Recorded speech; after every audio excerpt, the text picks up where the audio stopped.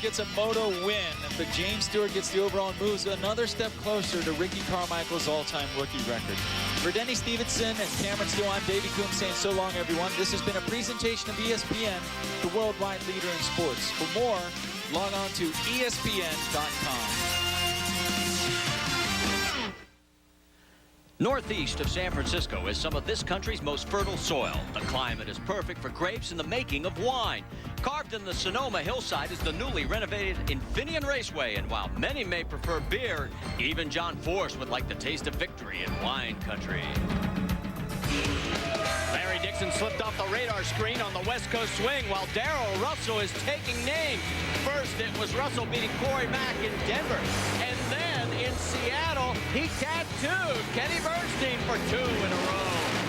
Yeah, we won! And take a look. The Western winners include Joe Amato, Corey Mack, and John Force. And there are the drivers also who had won 2 of the 3 races on the Western swing. Let's get more from Bill Stevens. Well, it's been a long time since any top fuel driver has been able to knock Larry Dixon and Kenny Bernstein off the front page, but Darrell Russell has done it. Not only is he going for a sweep of the Western swing, but if he wins his first round matchup with Tony Schumacher, he moves into 4th in the points. And today, if he goes 2 rounds further than Corey McLenithan, he moves into 3rd in the points.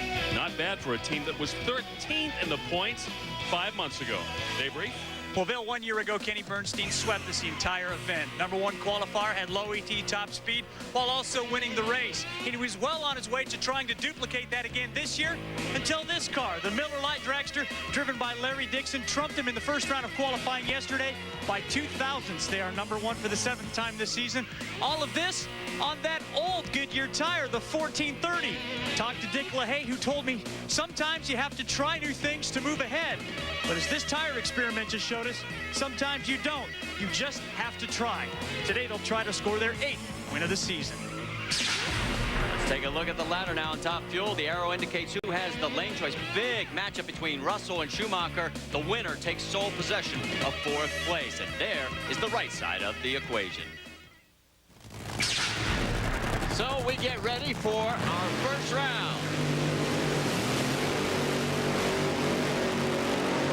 Tony Schumacher and Darrell Russell. And talk about a rematch. Well, this is a rematch of round #1 from 1 year ago right here when Tony won that one. In fact, the last 3 times these guys have met, Schumacher has won. And for Darrell Russell, of course, he's trying to sweep the swing. Boy, he'd like nothing more, but the team has struggled in qualifying. They had some mechanical problems, had a problem with the mag on the first run. You know, and when you lose that first run, usually you just kind of get off base and you're behind 1 run. Consequently, they only qualified 8th, but look for good things to happen out of this team. Wayne Dupuis right there, getting his man back in line. For Tony Schumacher, he has not won a round of racing here on the Western swing. And this team, after winning a race early in the year, has sort of stumbled again. They need to show some signs that they want to play longer than just 6 seconds. There is Joe Amato, first man ever to win the swing in Top Fuel. Wife Donna alongside. She was the one that said she wanted the sweep.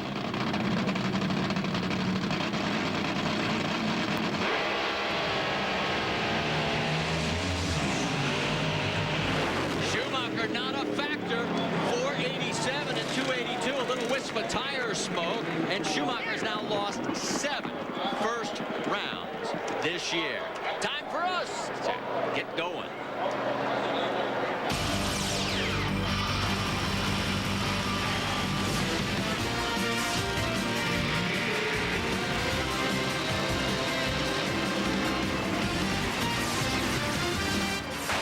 ESPN, the worldwide leader in sports and the exclusive home of the National Hot Rod Association, presents the $50 million NHRA Powerade Drag Racing Series.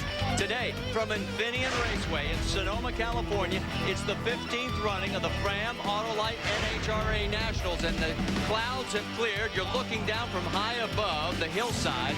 $50 million in renovations, a brand new drag strip that is totally separate from the road course. And you can see as you look down, the 2 tracks laid down on our first pass here in round 1. Hello again, everybody. I'm Marty Reed alongside Mike Dunn. We've talked about it. this track has given these guys a little bit of a challenge, but a lot of the guys are saying it's a lot better than they anticipated, and we've seen some great performances. Yeah, especially on that concrete pad. You know, basically 700 feet of concrete. It's just, you can get very, very aggressive. And we saw that in the first run with Darrell Russell.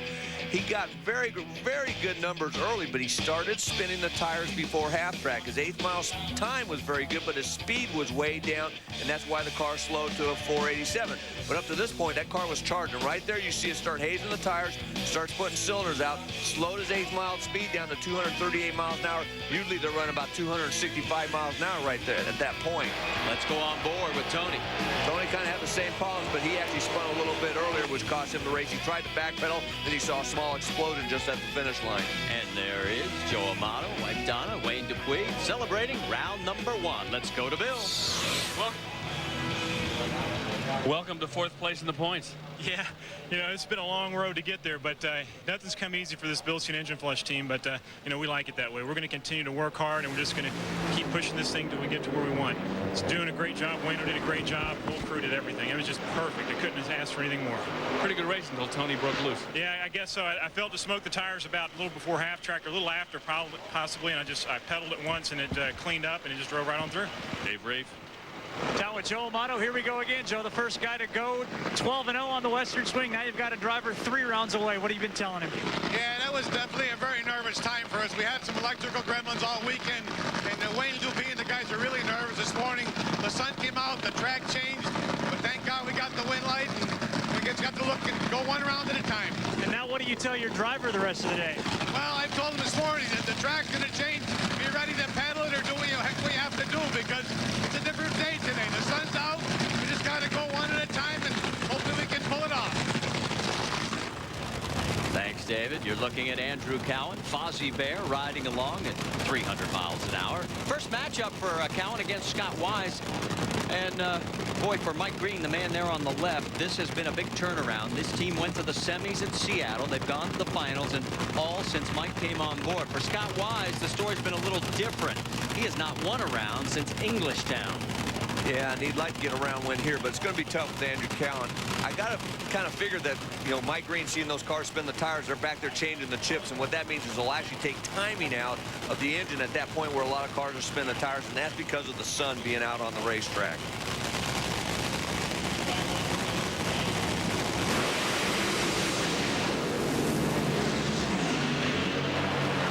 Andrew Cowan takes the win light, 478 at 293. Mike Green looking down track and noticing, yeah, we got a little smoke. Let's check in with Parker. Well, Marty, today I'm going to be hanging out with Coletta Racing. We've got a camera mounted up in their pit so we can see what the crews are examining and replacing in between rounds, and also any inside information, any tips like this new technical 3-layer aluminum hat thwarts the attempts of other teams to control the minds of the crew members here. Marty, I don't make this stuff up. I just report it.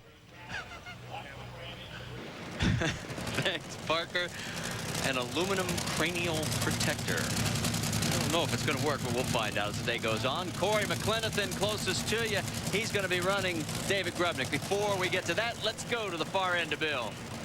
Shaky start in Denver, but last couple of races now, you got past the first round, Andrew. Maybe you're on to something. Yeah, well, I'm just really happy for Mike Green and his whole crew. I mean, they're doing a fantastic job. I'd also like to say, send my wishes to Ray Parsons, which is a really good friend of the Gwynn family and one of our main sponsors, who isn't doing too well at the moment. He's in hospital, but best of wishes to him, and hope you get better soon, and hopefully you can run good like this 3 more times today and take home this gold trophy.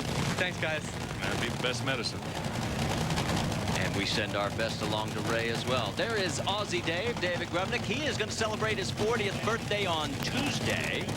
And our cameraman at the 3:30 mark, camera 4, Rob Maplebeck, is also celebrating his 40th. And Dave Reeve, last year you weren't with us. Your daughter Abigail was being born. She's 1 year old today. Congratulations, buddy. Corey Mack, big round here. He's already seen Darrell Russell win.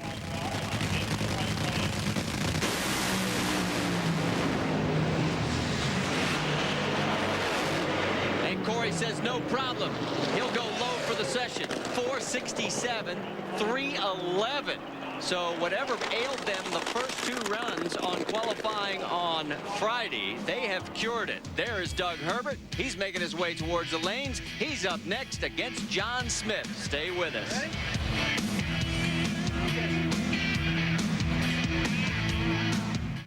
Gusts of over 110 miles per hour. The storm reached land about 3 hours ago. And what? Wait a minute. There's a person surfing a huge wave out there. Oh. A person was just... No, wait. Wait, he's come out. Yeah, he made it. Hey, it looks like he's all right. Oh. You and your shortcuts. I'm asking this guy. Hey, buddy. Hey, look. It's Bubba. Hey, Bubba. We're waiting. It's a real nice truck you got there. Hi, sir. Hey, how do we get back to the highway from here? Right. Thanks, Junior. There's no better feeling than that of a job well done. And nothing helps you do the job better than America's #1 filter, Fram. Don't let Mini-Me's swinging moves fool you. He doesn't want you to win Taco Bell's smashing game. He knows when you buy a medium or large drink, you'll have a chance to instantly win $1 million. See Austin Powers in Gold member. Now, think outside the bun, baby.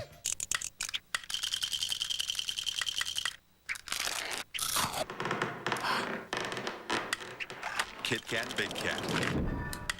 Thicker, bigger, crunchier. Is your mouth ready? Autopsy report.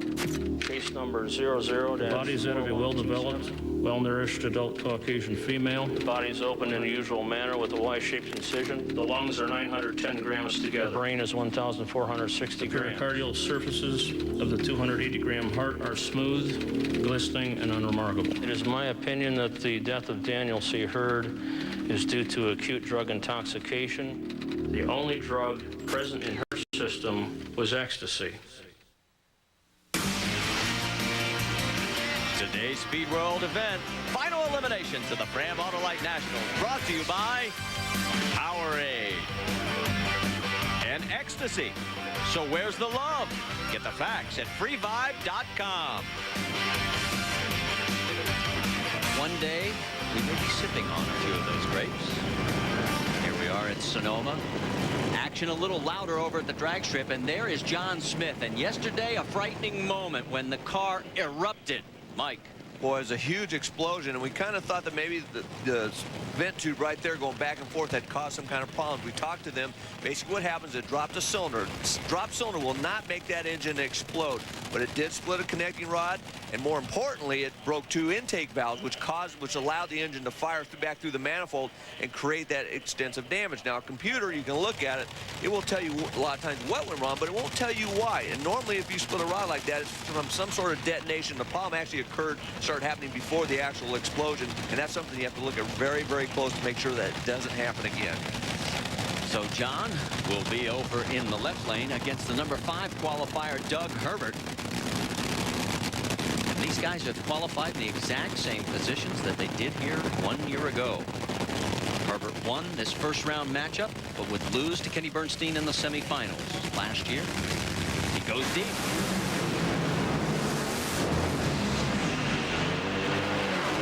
Yogi would say it's deja vu all over again. A 495, not a real glamorous run. 294, but John Smith had even more problems as he went up in smoke immediately. Let's take a look. Yeah, a lucky break for Doug Herbert, because John Smith basically never hardly moved, but maybe turned 1 or 2 revolutions, then started smoking right at the hit of the throttle. Just overpowered it, too much clutch for the conditions.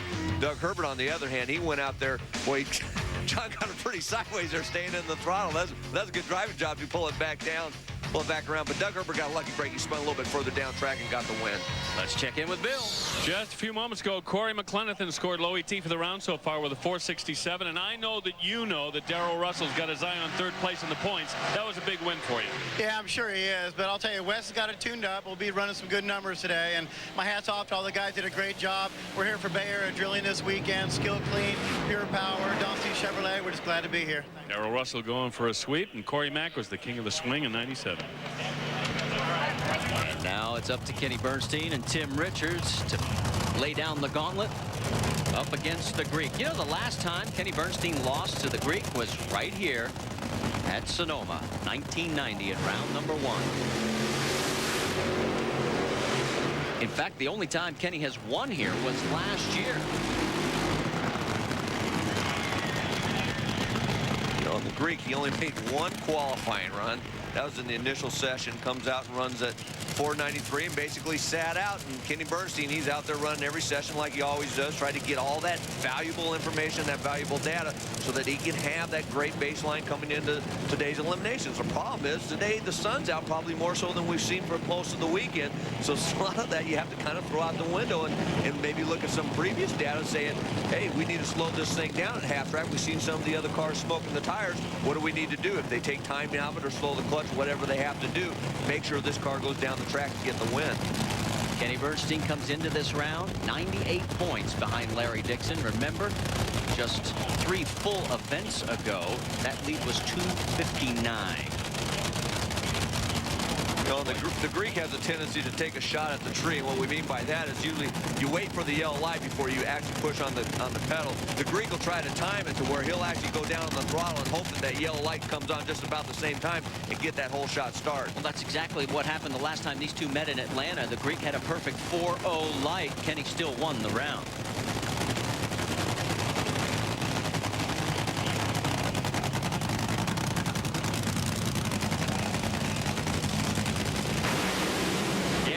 Tried it again. This time he's red.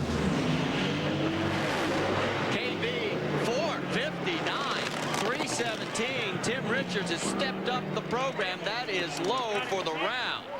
Let's check in with Dave. Not too much you can say about that, Tim, other than wow, where'd that come from? Yeah, that's what I was saying when I made the run. I figured I backed it off pretty good, but this air here is pretty dynamite. Track is in pretty good shape, and we're ready to race. There's a lot of other crew chiefs wish they could back it off like that. That is low for the entire weekend. So as you pointed out, Dave, even Tim was a little bit surprised. I'm sure Kenny is too. There's Melanie Troxel. She's going up against Rhonda Hartman-Smith when we come back here at Infineon Raceway at round 15 of the NHRA Powerade Drag Racing Series. Stay with us.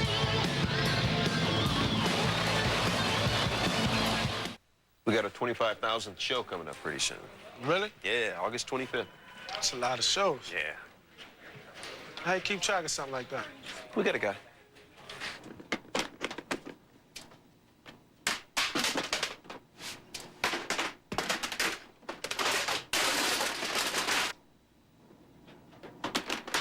Hey, man. Last night's 11.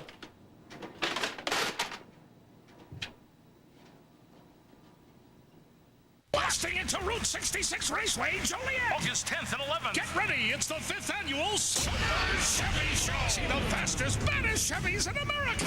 Are you ready for some nitro? Supercharged ground-pounding nitro cool. Chicago Outlaws. New standard bracket racing. Big Daddy Tom Carlin. Signing autographs. The nation's largest Chevrolet car show. Manufacturers Midway, Swap Meet, and Car Corral. Gates open at 8 a.m. Nitro Cools blast off at noon, Saturday and Sunday. Chevrolet will be there.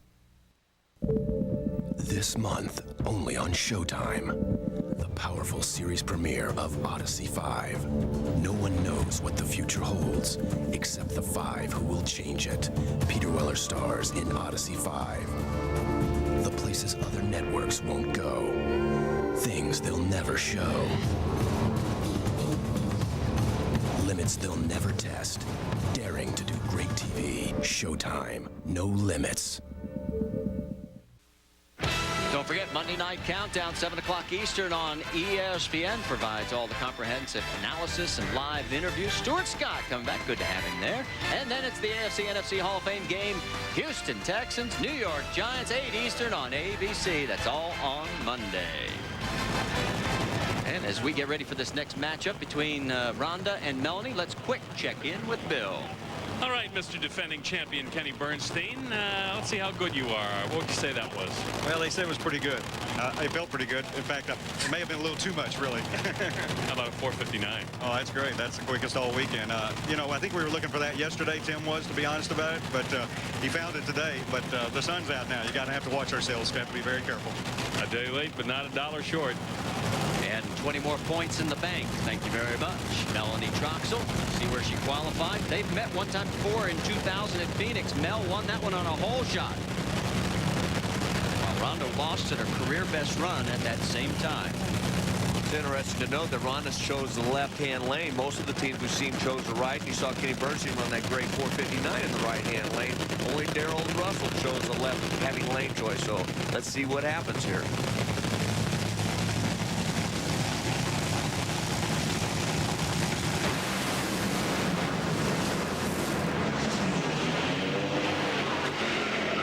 Smokes the tires. Melanie goes to a 479. That is the quickest she has run all weekend at 299. Virgil Hartman not happy with the performance of his race car as daughter Rhonda goes up in smoke.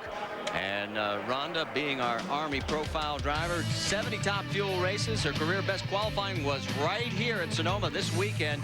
She's 9th in the points coming in with that career best of 459. But this time, tire smoke is putting her on the trailer in round number 1. She had the front end. Let's take another look from behind. Just overpowered the track. There was a little bit of tire shake, but that was as the tire was spinning. Just way too much horsepower and clutch for at that point in the racetrack. You saw just a little bit of bobble there, and looked like she probably tried to pedal it and then pick the front end back up. Let's see if we can tell. You see a little bit of shake, but right in tire smoke, just flat overpowered it. Gets out, it gets back on, picks that front end back up, and then she widely shuts off as she knew that Melanie was long gone by that point. And there's Melanie's crew celebrating as she's even got lane choice in the next round over Doug Herbert's 495.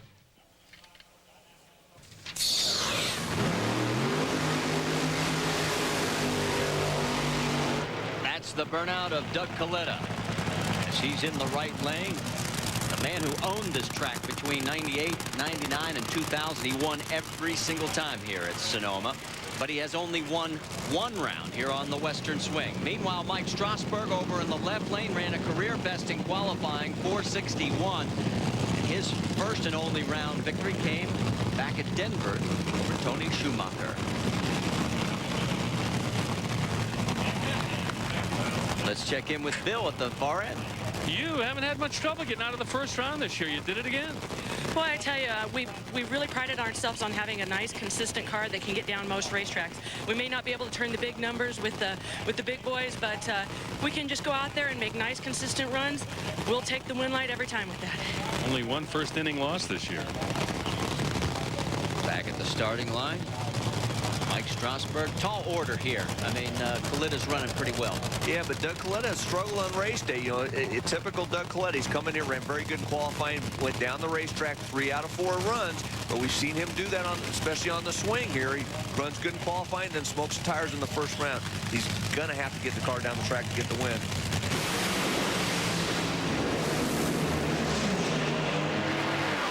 Well, he did, and he did it very fine. 467, 316. That's a good start on any race day, and that will put him into second round with the lane choice by 4/1000th of a second over Corey McClenathan. So a big number there. We've got to take commercial break. Larry Dixon still to come as you look at Doug Coletta one more time.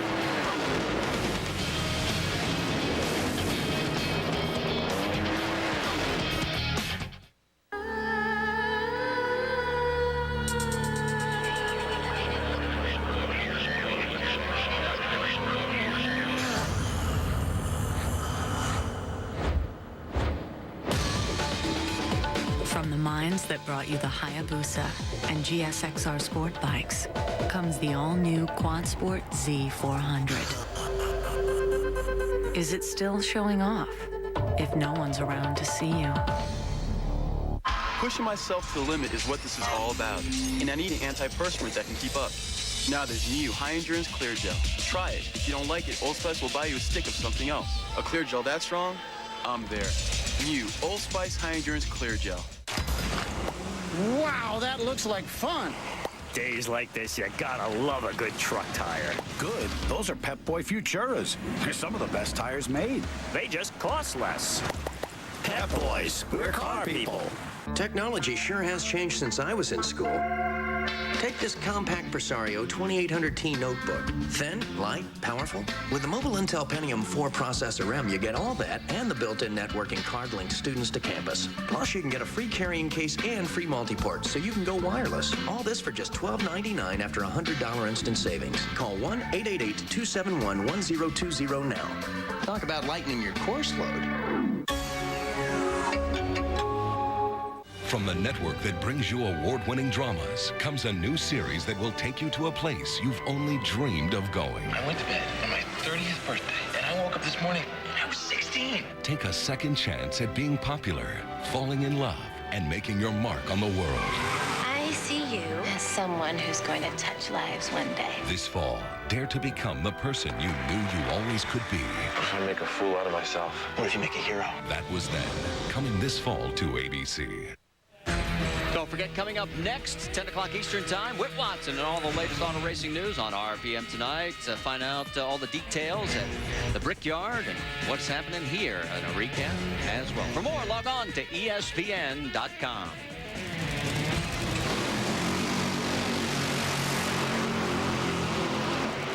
That's your number 1 qualifier, Larry Dixon. That's number 16, Ken Zeal.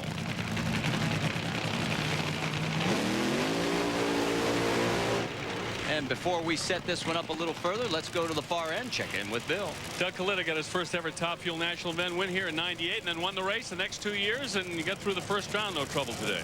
Yeah, the car left good. You know, getting a win here first round, you know, it's huge for us because, you know, Mac Tools means a lot to us, and we're really hoping to do good out here. So keep at it. I'm not sure if Lane shows us will mean much, but we've got it. So we'll go out there and give it our best. Parker. Bill, crew's been here less than a minute. The safety crew wound the parachute up on the rear wing, and the crew has already gotten the ballistic blankets off, the spark plug covers off, and most of the fuel lines have been loosened or removed. That all happened in less than a minute. The car is hooked up to the back of the tow vehicle, and they're ready to tow back, where we'll check in with the Coletta pit camp. And we should point out that actually there's an extra 10 minutes on the 75-minute turnaround here at Sonoma because of the distance needed to travel to get back to the pits. So they actually have 85 minutes this weekend on the turnaround. But as you noticed, Parker will keep us posted on the progress of the team. There's Larry Dixon and Dick LaHaye, Ken Zeal's team. They have to keep pace with Bernstein. KB has already won.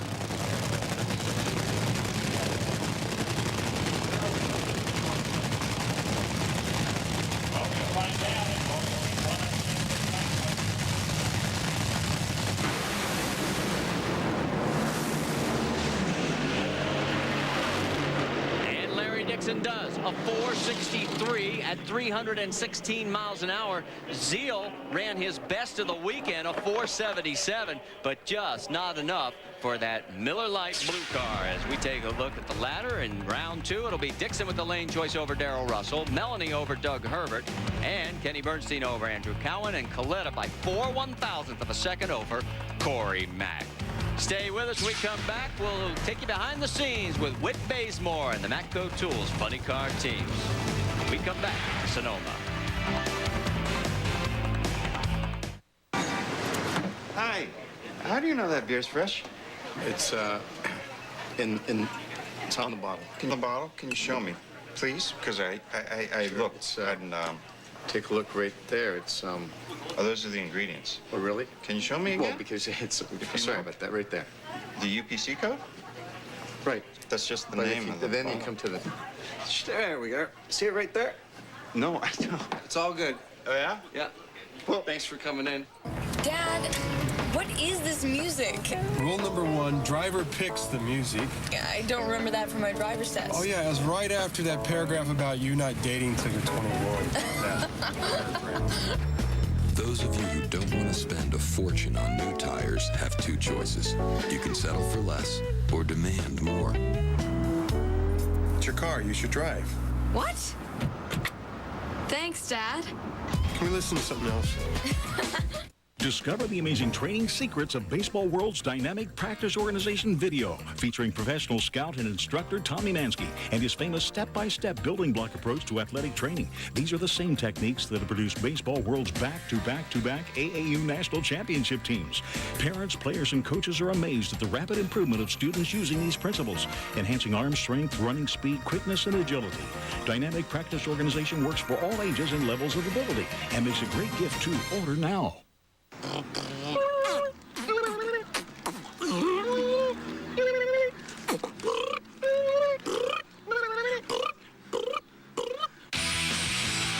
X Games 8 begins August 17th on ABC. Back at Avinion Raceway, round 15 of the NHRA Powerade Drag Racing Series with Mike Dunn, Bill Stevens, Dave Reed, and Parker Johnstone. I'm Marty Reed, and this week's Powerade Profile looks at the outspoken Whit Bazemore. Whit talks about how he got into racing, his relationship with Lee Beard, and what keeps him motivated. If you ask me, I was a great kid. If you ask my mom, I was probably a pain in the ass. But yeah, I liked racing. I like race cars, and you know, I always had race car toys, and always going fast, whether it was sledding or riding the big wheel or whatever, and crashing sometimes. But that kind of kid, always go. Go, go, go. We're all kind of cocky and pretty self-assured people, and you have to be successful. But when you're younger, it's very easy to have doubts, and I had a lot of doubts, and that's why I didn't start racing until I was 23, because I just had a lot of doubts and didn't think I was really going to be able to do it. Then Frank Hawley opened his school, and I went there, and kind of just to answer questions, you know, would I like it, can I do it? And it scared the hell out of me, but I liked it, and he said I could do it, so I made up my mind, man, I'm going to do this no matter what. My mindset is always, you know, I'm going A to B no matter what. I mean, this car is going down that racetrack in the center of this lane no matter what. And that's what I think of often, and sometimes even backing up from the burnout, I'll think that. I'll look down the track, and you look and see where you are in the groove, and we're going down the track. And then you just get real aggressive about that, and if it smokes the tires or shakes, you know, you get real aggressive and you save it, and you get that thing down the track no matter what. Lee is very open with the team about the tune-up and what he's doing, and I think he enjoys being a teacher, and I enjoy being part of the tune-up, and he explains it in a way that it makes sense, and he always takes the time to do that. And I think as a driver, that's good, you know, to be involved with the car. I think it makes you a better driver. And so Beard and I, we have good communication. Yeah! My favorite part about racing is just racing, you know, racing, competing, and trying to do your best every time you get in the car. You know, it's a challenge, and it's a challenge that no matter how often you do it or how good you ever get, you can always get a lot better. Not just a little better, a lot better. And that's what I enjoy the most. And a couple of Whit's competitors in that funny car division, Ron Capps and Tommy Johnson Jr., spent an afternoon in San Francisco, and they took us along, so here's our look at Ron and TJ's excellent adventure. I don't think this is a stop, is it? Here we go. Ooh. Can I drive? How do we do? Ooh, doing that? We don't seem to be making any progress. Well, how far is Alcatraz now? Are we getting close? No, not much closer yet. You sure? I feel like the Muppets guy, I like it up high. How you doing? We're messing your fish up. Ron, pedal it. Pedal the car, Ron. Oh, I got it now. This is like that ESPN outdoor games thing. We could race. Like a chainsaw. Filleting our fish. A few more tries, and might have it down. Basically, we smoked the tires. Yeah. Oh, fire. I mean, fire.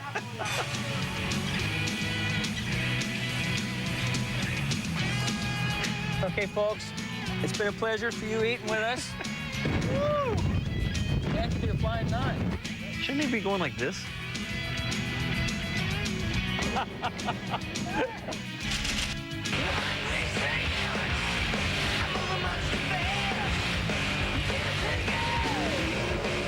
We'd like to take this opportunity to remind you that drag racing on the street is illegal and dangerous, so take it to the track. Come on, Tom, this has been a pretty fun day. Yeah, it is. Had a great time. It was fun. I don't know about you, though. I'm ready to go racing. Yeah, me too. Great job, guys. Thanks for taking us along. We enjoyed it. Fish actually looked pretty good. Hey, Floppers coming up first round when we come back to Sonoma.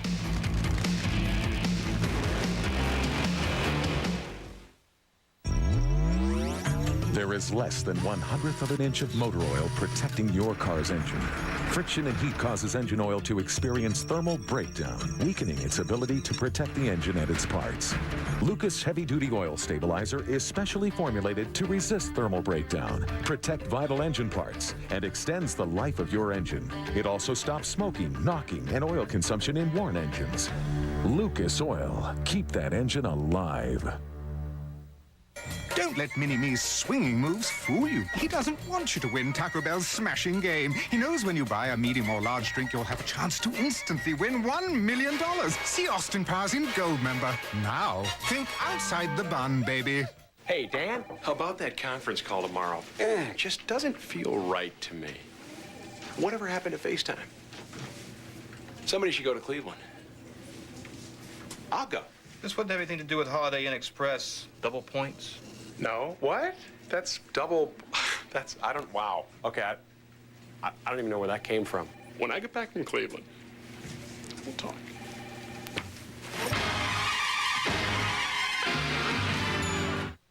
You're about to be treated like no man before.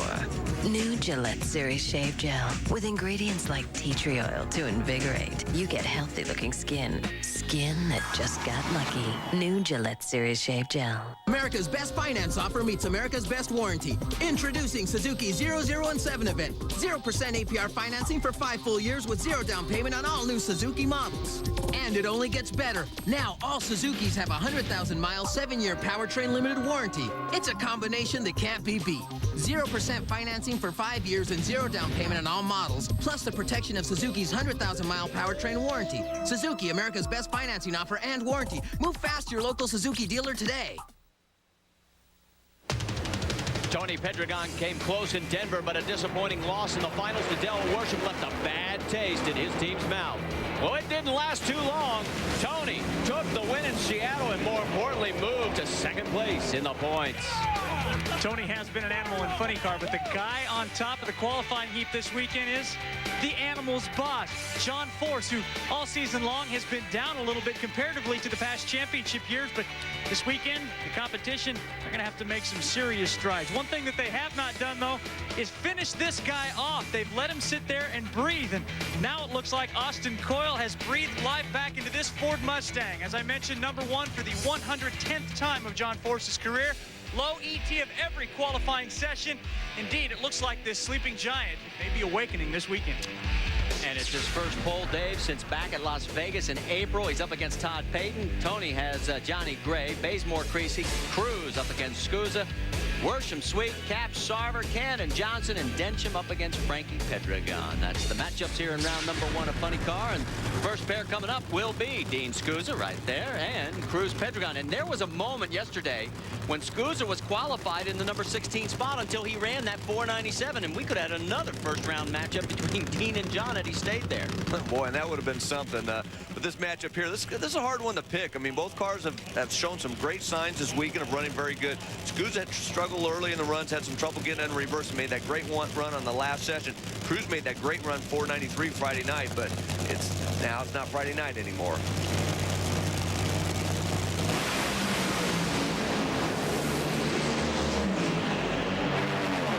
Scusa beat Cruz last week at Seattle in round 2. This week he does it in round 1 with a 498 at 303 to Cruz's 521. Let's check in on Larry Dixon. He's with Bill. Darrell Russell next round. I think you own one after last week.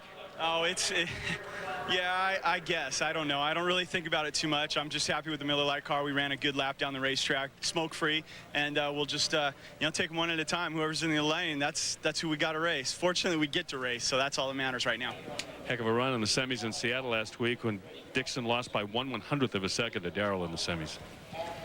And as soon as he turned off the track, the 85-minute clock began, and this is the work already going on. 3 minutes and 18 seconds into that process in the Mac Tools pit. And we've got the camera reverse. You're going to be able to see the clutch work today. Yeah, and that's what we're going to be paying attention to today, Marty. Right here in this area here, that's a bell housing. That's where the clutch is. They're going to be taking off the clutch cannon right there and the reverser, which is hooked right behind it. Pull that apart before they can get to the clutch and actually pull that off and put a new fresh clutch back in for the next round. And Parker Johnstone is right there. Hey, look, we got the camera installed there. I'm with Caveman, who's on the clutch. Caveman, what are those hash marks on the left side of the clutch can? That's so we can count the weight accurately. And Mike, as I understand it, the pneumatic timers tell the clutch when to engage, but those weights determine how much pressure is applied to the clutch. Is that right? That's right, Parker. It's all about plate load. And plate load, you got to remember, this is a mechanical lever based on RPM. The more RPM, the more that clutch applies. But then you can also add weight on top of those levers so that it applies more pressure at the same RPM. Listen to the air hammer just going. Parker, look out. You get in the way, they are going to move you fast, buddy. Let's go back out on the starting line. Whit Bazemore and Dale Creasy scheduled to face off here in round number 1 of Funny Car. 6th matchup for Bazemore and Creasy in the first round. Baze has won the prior 5 meetings. But that's before Dale Creasy got a consistent program. He has now qualified for 11 straight races dating back to Houston. And he said he went to the single wheelie bar off of the double because it gave the car more control. Well, what happened was as the car torques, it wants to pick the left front up. If that thing drives the wheelie bar to one side or the other, it'll actually drive the car left or right, depending on how that wheelie bar is set. And that's why a lot of teams went to the single wheelie bar. It was lighter, but also would help control the car going forward. You just want to basically use a preload and the weight transfer to make that car go straight.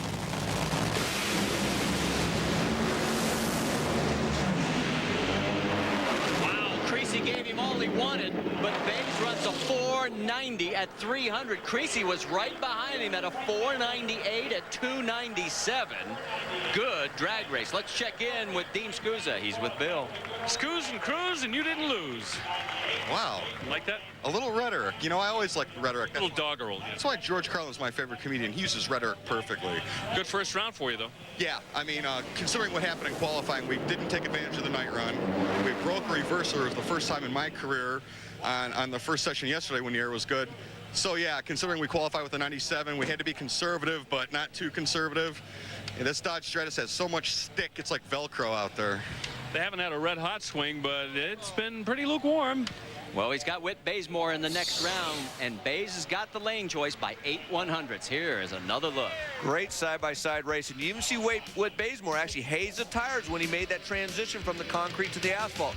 But you got to figure this. He's made 4 runs since the first session between a 489 and a 491. That's the kind of consistency you need to run to win on race day.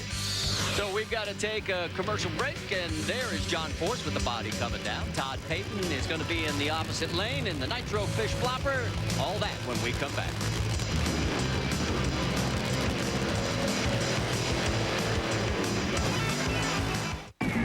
The NFL preseason continues.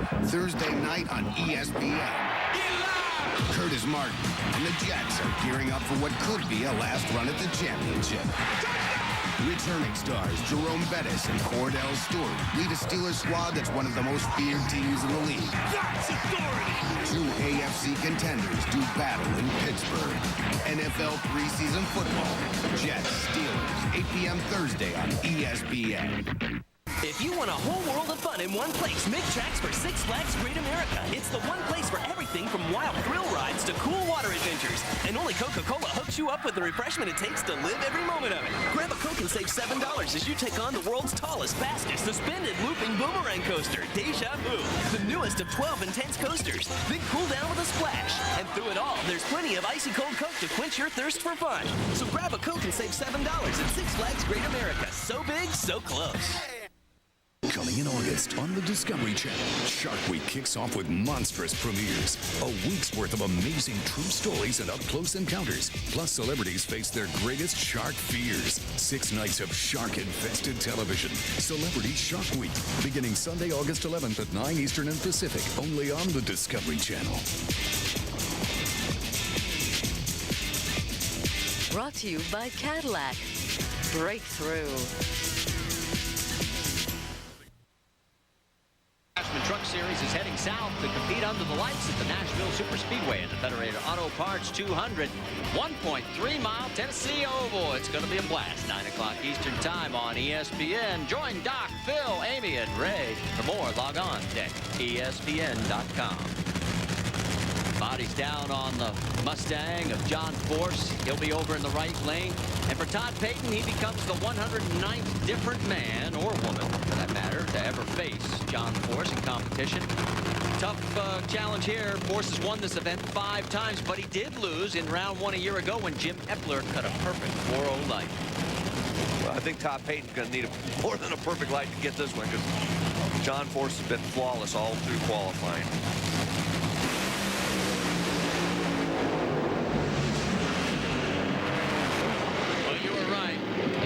Pretty flawless. 491 for John at 301. Payton at 510. Let's check in with Bill. This could be one heck of a day, man. You guys are getting down the racetrack. Yeah, you know, you got to go down the track, and we have every run so far, and that's a real credit to the Matco Tools team. But, man, that Creasy kid, you know, he's not a kid. He's older than me. But that team, they're really coming on, and it's good to see. They gave us a close race. I mean, we don't want them to get too good out here, but it's good to see. They struggled for a long, long time and hung in there, and they gave us a hell of a race. So hats off to them, and I'm sure we'll be seeing them a lot more as years go on.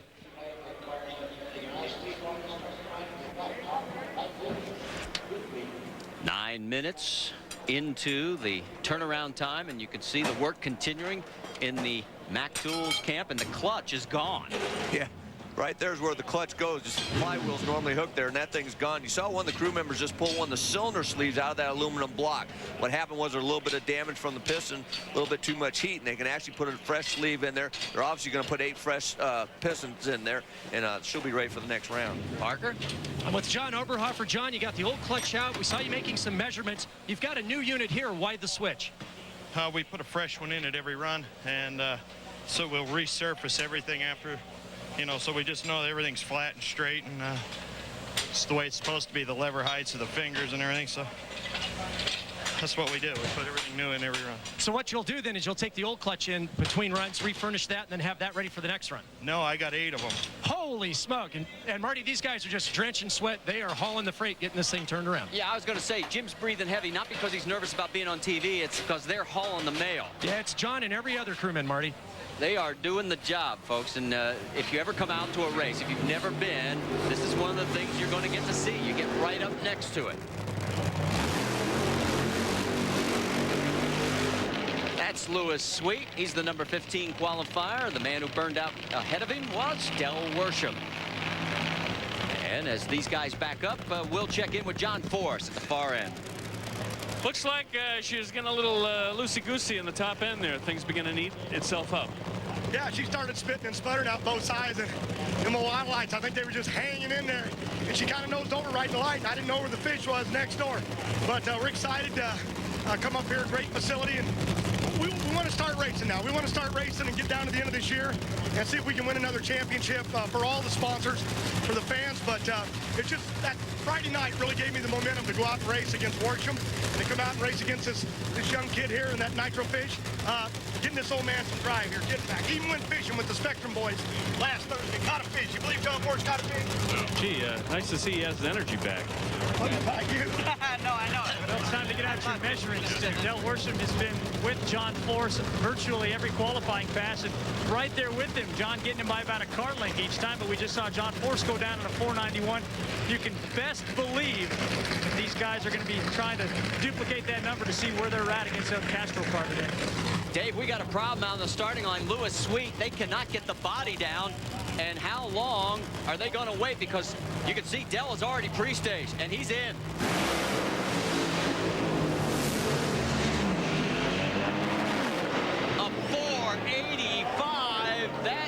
low for first round. Del Worsham has just laid down the gauntlet. 3:09, that's low elapsed time of the race. There is Dad Chuck, and there is poor Lewis Sweet, who didn't even get a chance to make it back. That is a track record elapsed time. 4:85 breaks Force's qualifying mark of 4.864. Whew, it's going to get better. Trust me. Come on back.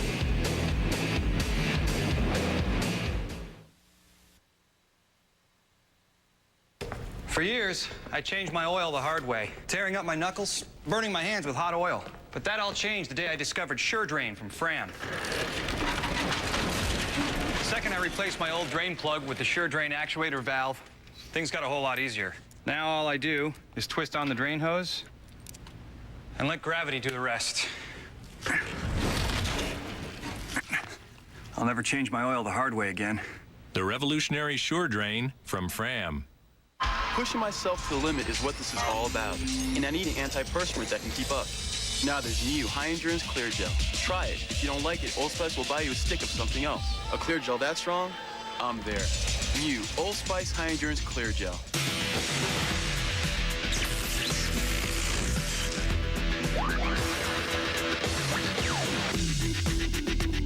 Armor All Protectant Wipes. Armor All Shine and Protection in a wipe. Discover the amazing hitting secrets of America's finest baseball school in Teaching the Mechanics of the Major League Swing 2. Tommy Mansky's powerful teaching video that features the same revolutionary techniques that have produced baseball world's back-to-back-to-back AAU national championship teams. Parents, players, and coaches have been simply amazed at their students' rapid week-by-week improvement. These award-winning techniques benefit players of all ages and ability levels and make a valuable addition to any coach's library and a great gift. At just $29.95, call now. The rivalries, the upsets. Your football is more Saturday than Sunday. And now you get more than 100 additional games this fall with the ESPN Game Plan College Football Pay-Per-View Package. The best games, the major conferences. It's maximum college football. But you can't just tune in. You've got to order the ESPN Game Plan College Football Pay-Per-View Package. To order, call your local cable company, DirecTV at 1-800-DirecTV or Dish Network at 1-800-333-DISH. Don't forget about RPM tonight, coming up at 10 o'clock Eastern Time, right after we get finished here on ESPN2. Whit Watson has all the latest in the day of racing. For more, log on to ESPN.com. And let's go to the far end pretty soon and check in with Bill, because the work continues in the Mac Tools camp as Doug Kallin's team continues to work on the 85-minute turnaround. Now we'll check in with Bill. As we said yesterday in the qualifying show, every time John Force throws something at you, you've been able to answer this weekend. You just did it again with a track record, 485. Tell you what, it's a great run. You know, all weekend long we put down some great numbers, and there was always just a little left there, and finally first round put it all together. Checked with Chuck Craig and team. My dad just made some brilliant calls. You know, I kind of wanted the left lane. He says, you know, everyone's going in the right. Take the left, we do something stupid, we might feel bad about it. So right down the right lane, I did a good job driving it. You know, racing against John Force all weekend, he was out in front all weekend. I caught myself tending to drift towards him at the beginning of the track, getting out of the groove and spinning. So luckily nobody over there, kept in the groove, and got a nice win. John Force says he's through fooling around. So are these guys. And remember, Del Worsham won this event last year. Now let's talk quickly about the track surface, Mike.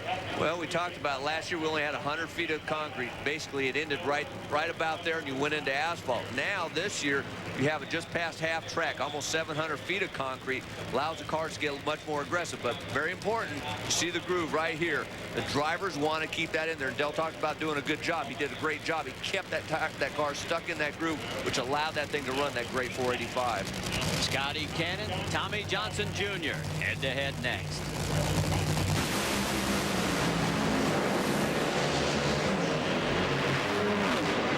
Wow. TJ had the advantage off the starting line by 5/100ths, but a 489 at 3:08 has Don Schumacher clapping his hands to the 5:14 of Tommy Johnson, and Scotty drove right around him. Boy, and he needed to, because like you said, Marty, 500. TJ just tattooed him on the starting line. Scotty was definitely late. Then problem set in just about the transition point for TJ. Let's see if we can tell right here. He's still stuck in the groove. It looks like it just basically quit. Something went away.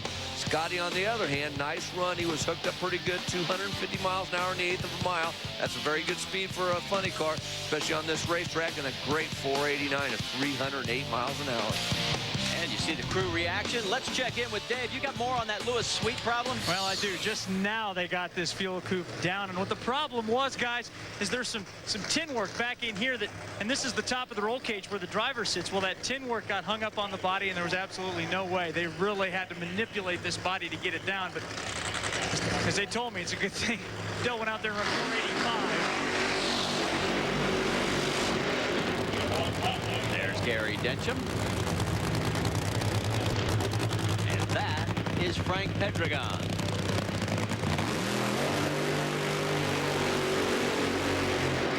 Scotty Kenny almost gave that one away. 575 light, but that 489 from your tuner Mike Neff saved your bacon. Well, what can I say? I've been struggling getting lights. I don't know if it's me or the car or whatever, but I'm just pulling up there doing my thing. We don't want to give it away, and what can I say? Good race car. I don't get you need that much for drive.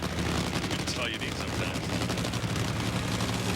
And he'll move on to second round. The question will be, who will he face? Will it be Gary Dencham, or will it be Frank Pedregon? Now, the boss is already advanced, so Dencham, to keep pace in the points, has to win this round. Frank Pedregon, if we look here, that car, you know, they ran a 496 on the last qualifying session, but more importantly, they got down the racetrack all 4 runs, and they got better on each of their 4 runs. They didn't get lane choice, but I don't think lane choice really seems to matter, even though we see the majority of the teams taking the right-hand lane. But Gary Dencham, you never know with Jimmy Prock. That car makes a lot of horsepower, and if it gets hooked up, he's tough to beat.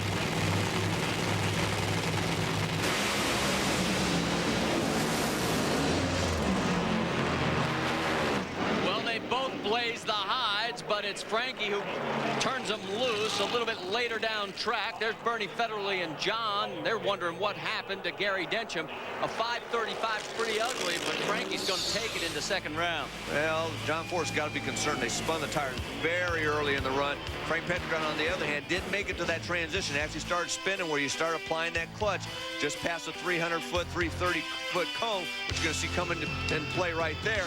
Right after that, you see the car start spinning the tires, puts a cylinder out, which normally would help, but that way the car's not going to completely over-rev. He was able to get down the track to the finish line to get the win.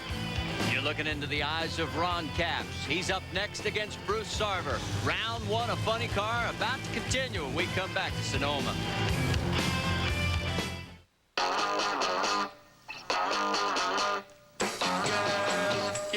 They landed on American turf with a sound that changed rock and roll forever. Hey there, Georgie girl, swinging down the street. Now, TV Music for You presents The British Invasion. 30 classic hits that revolutionized American music. Bus stop, wet day, she's there, I say. From fashion to music, everything went British. I'm telling you now. Downtown, where all the lights are bright. Celebrate this seismic event in rock history with The British Invasion on 2 CDs or 2 cassettes. There she was, just walking down the street singing. The birds in the sky would be sad and lonely. So ferry, cross the Mersey. I don't care what they say, I won't stay in a world without love. Come on, baby, let's talk today. Come on, baby, let's play. They shook our world, and we shook our hips to these exciting hits. Well, let me tell you about the way she looked. The British are coming. The British are coming. Now relive The British Invasion on 2 CDs or 2 cassettes. Call this toll-free number now to order The British Invasion. 2 CDs, $26.99. 2 cassettes, $21.99, plus shipping and handling. Have your credit card ready and call now. Check this jump out. Ring freeze! You guys see that? See what? The Mountain Dew Slurpee. Grab X Games Cups now, only at 7-Eleven. And watch X Games 8 on ABC, ESPN, and ESPN2. The burnout's in the background. You can hear them, and we've got NHRA Powerade Drag Racing coming to Brainerd, Minnesota in 2 weeks for the Rugged Liner Nationals. And then the big go, Mac Tools, U.S. Nationals, Labor Day weekend from Indianapolis. Hope to see you there. And if you can't make it to one of those 2, check us out at Reading, Pennsylvania for the Keystone National, September 12th through the 15th. That's Bruce Sarver in the left lane. Ron Capps backing up in the right lane. Let's check in with Parker. Well, Marty, the fresh cylinder heads are going on. These are service units they have back in the trailer. The old heads come off. The only thing they wait for before they put those cylinder heads on is a call from Connie Collette as he's looking at the data to see what thickness of head gasket they need, because, Mike, that's one of the ways they can affect the performance of the engine. And that's right. What they'll do is they'll change the thickness of the head gasket to change the compression. A 5 to 10 thousandths change in compression makes a serious amount of difference in horsepower, and they'll usually do that to adjust for the air. Let's quickly go to Bill. Frankie Pedregon won with a 535. You were lucky you didn't need more. Gary Denson smoked the tires, but you got this stripe anyway. Denson's been kind of lucky anyway, so it's our turn. But K&N, Redline Oil, Super Winch. You just got to be lucky and kind of good here. Jim and Bob Brooks will fix it. We're okay. And Frankie said a little tire smoke up top, but nothing banged. Thanks, Bill. Time for these guys to square off.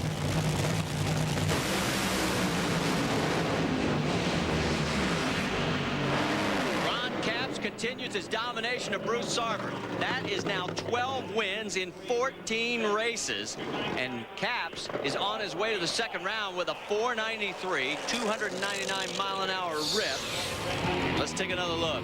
This is a nice run. Ron Capps got down through there, started spinning the tires so he came off the concrete down track, but obviously Bruce Sarver had trouble earlier, which allowed Ron Capps to get that win. Let's go to Dave Reef. Best run of the weekend so far for you guys. You got to like this new racing surface we got here at Infineon. Well, we ran a 93 last night, but, you know, we'll take it. I think we left a little bit out there. The guys are running a little bit quicker than that. See what the weather does today, and we'll take it. It was a best by 3,000ths. Well, the good news is they win and move on to round two. The bad news is they're going to go up against Del Worsham. Final pair of round one. There's an animal on the helmet of Tony Pedregon. Tony does that work himself, in case you might not know that. He does a lot of the helmet design work. And he's over in the right lane. Johnny Gray will be in the left lane. Parker? Well, Marty, as you can see, the crew's having problems getting the mounting plate for the clutch can on. They finally have done it. They've been wrestling with the engine for the last couple of minutes. A hammer drives it home. Even though these crews are very well rehearsed, they use up every bit of that turnaround time. In case something goes wrong, they need that little extra bit of time. 21 minutes, 40 seconds into the turnaround. And at the far end, Ron Capps is with Bill. Crew Chief Ed McCulloch just mentioned you went 93 yesterday afternoon. Another one that time, Ron Capps, and the car's got some consistency now. Yeah, I yelled on the radio after the shutdown. The Paris, I said, can you make this thing a little more consistent, guys? He said, we'll work on it next round. But boy, I got out there and it kind of shuddered. He was out on me, and all of a sudden, I just see that red and white car go boom. And that is such a bitchin' feeling, I tell you, to be in a funny car, because you're looking out, you see flames, and you see that car pop out, and you go, oh my God, what are you gonna do? You got no button suppress, you got no shifters to hit, and then all of a sudden, that Ed McCulloch horsepower comes in, and away it goes. And it was so cool, but it shuddered a little bit, locking the clutch up. So we'll work on that. And I think the Skoll guys get everything. Mac Tools, Lucas, all the guys will be better next round. You mentioned Doug Kalita got his first national event win here in '98 Top Fuel. It was Ed the Ace McCulloch who was tuning for Doug that year. John Medlin back after a week off, had that minor procedure. There he is. Watched his team go to victory in Seattle. He was on the phone about every 15 minutes. Tony in the right lane, Johnny Gray over in the left lane, and Tony has pretty much owned Johnny. 8 matchups. He's only lost one of them to Johnny Gray.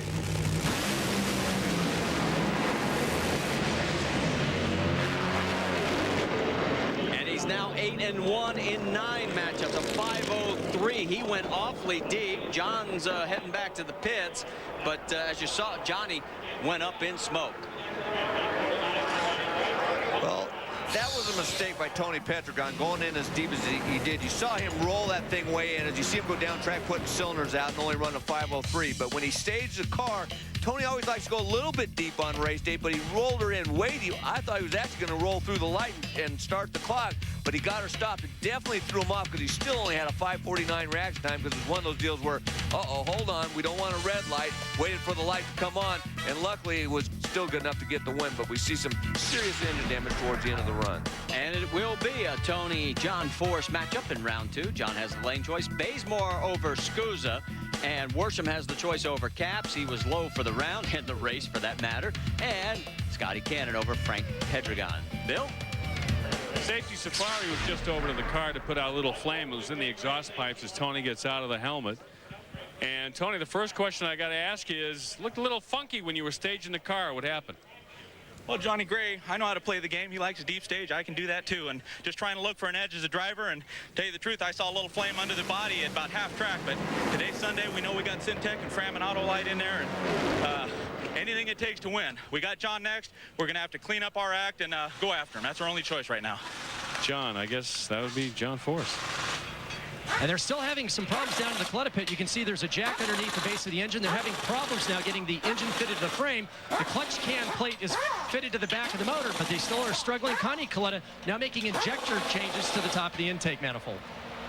All right, thanks, Parker, for the update as the work continues. We look down from above, and we're about 25 minutes into the turnaround. Stay with us. When we come back, we'll go back to Seattle last Monday for some real interesting fireworks.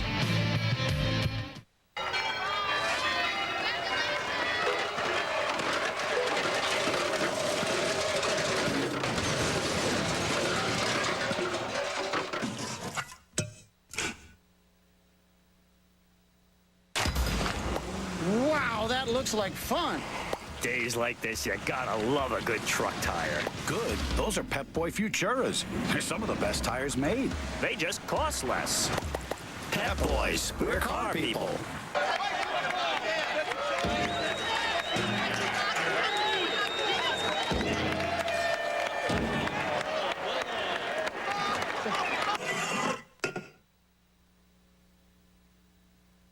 The Stanley Cup is back in Hockeytown. Celebrate the Detroit Red Wings Stanley Cup Championship with Sports Illustrated's 2002 Stanley Cup Ice Pack, free with your paid subscription. Relive all the moments that made the 2002 playoffs unforgettable with the official NHL 2002 Stanley Cup Championship video, available on DVD or VHS. Call now and you'll also get Sports Illustrated's hardbound, gold-lettered, individually numbered Stanley Cup commemorative. Your ice pack is free when you order 55 issues of Sports Illustrated for only $1.59 an issue. Save more than 50% off the cover price. When you use your credit card, you'll get this exclusive 2002 Stanley Cup Champions commemorative puck, available only from Sports Illustrated, free. Check out the 2002 Stanley Cup Ice Pack. 3 great gifts from Sports Illustrated. Get into it. The NFL preseason continues Thursday night on ESPN. Returning stars Jerome Bettis and Cordell Stewart lead the Steelers against Curtis Martin and the Jets. NFL preseason football. Jets Steelers 8 p.m. Thursday on ESPN.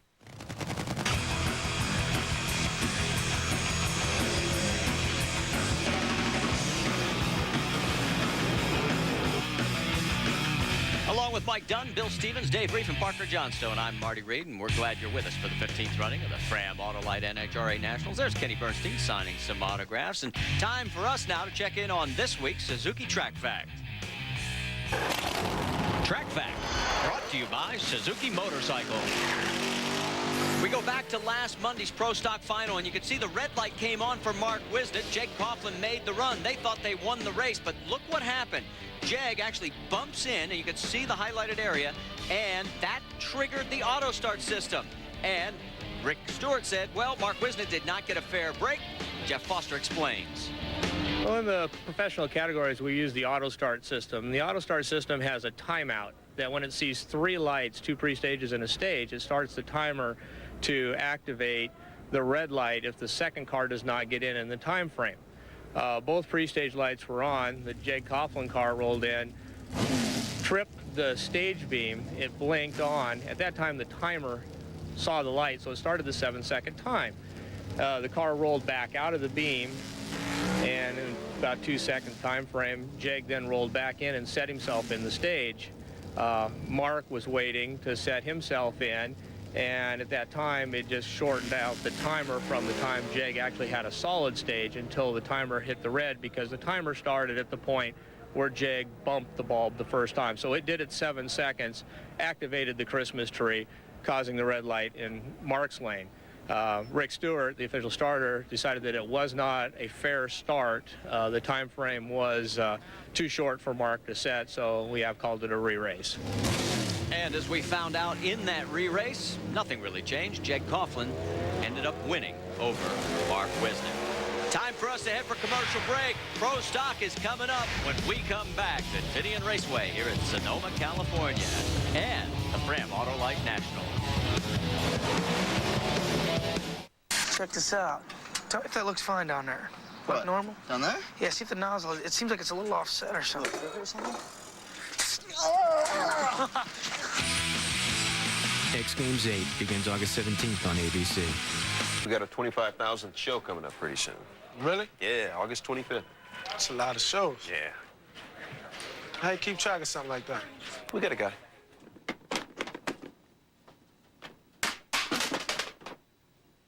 AT&T Broadband is proud to welcome a new addition to our customer service department. 1-866-594-1234. A new toll-free number to access our customer service for digital cable, high-speed internet, and digital phone service. 1-866-594-1234. We're here to assist you 24 hours a day, 7 days a week. AT&T Broadband. 3 great services, 1 convenient phone number. Say you want to buy a luxury sedan. There's no better way to make sure you're buying the right luxury sedan than to look at a lot of luxury sedans. At VHIX.com, you can do just that. VHIX.com lets you compare up to 3 cars side by side.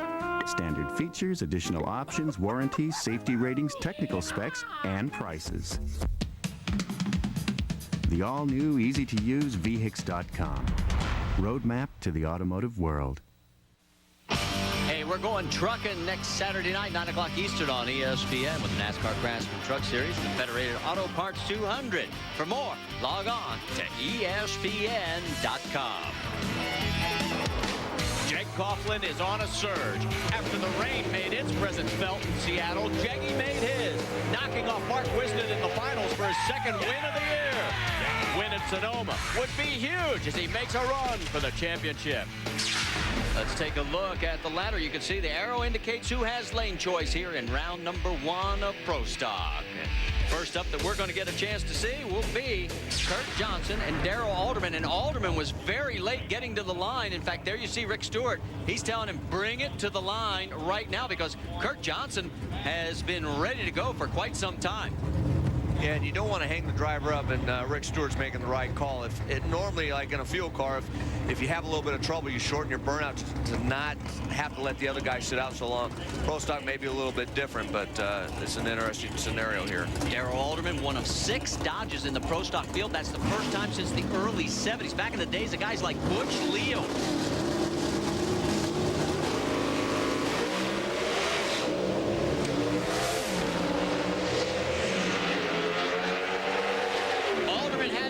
Off the line, but the win light to KJ 679 203. Wow, the numbers are very strong and stout in Pro Stock. And let's take a look at what's been going on in Doug Coletta's camp. Mike? Well, we see them finally getting this back together. But my question to you, Parker, was we saw they actually had the clutch on it, and then they took the clutch back off it, and they were changing the motor plate. That's not a normal procedure. So my question was, why did they have to change that motor plate? Well, that's right, Mike. You said that they only changed these during the break. You told me when they're cracked or if they're changing the engine. The blocks stayed the same. They changed the heads. But the reason they changed the motor plate is, remember, these cars don't have suspension, springs, or dampers. So they're changing the inclination of the engine, or the angle in which the engine sits in the chassis, to affect how much weight transfer goes to the rear tires, taking a guess on what the track will be during that next run. Kurt Johnson, your dad didn't make the cut, but boy, you just went 200s quicker than qualifying with a 679 and a new track record 203. We made some major changes to the AC Delco Chevrolet after Seattle. You know, it was real depressing there, not qualifying. After qualifying second at Denver, and we widened the window to work with this thing just exceptionally big. We made good runs in qualifying here, and we keep creeping up. You know, AC Delco and Chevrolet, they don't deserve any DNQs. They deserve wins. Dave Reef. Never too early to start looking ahead to round number 2 in the big matchup everybody's talking about in top fuel. This man, Darrell Russell, going for the sweep of the swing like we talked about against that point leader, Larry Dixon. They don't get much bigger. That's going to be a very big round. We got our work cut out for us. You know, they were going to have lane choice. I don't know if that's going to be a big issue right now. Wayne's doing his job. The whole crew's doing their job. I think we're going to give him something to think about. That's for sure. Larry thinks that you owe him one, but you don't think that at all. Not at all. Hey, he's worked us over pretty good.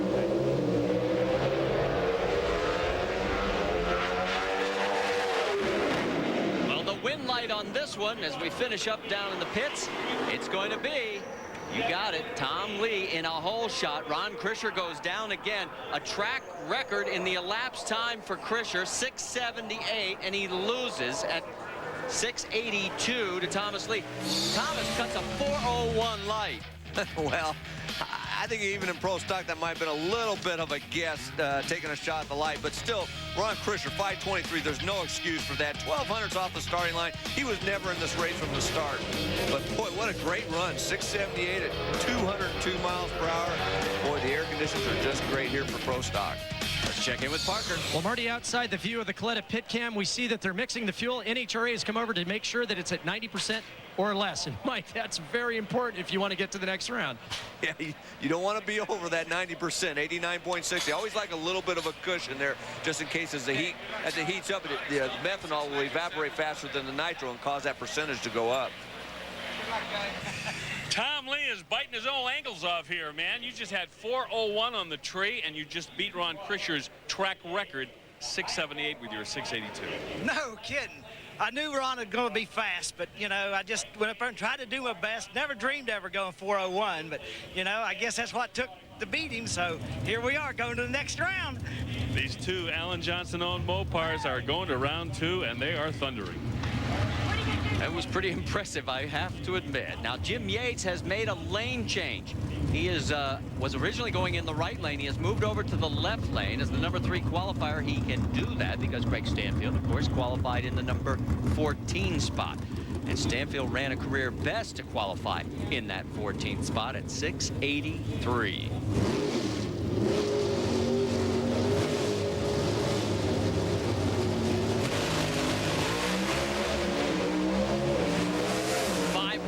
In the bank for Greg Stanfield.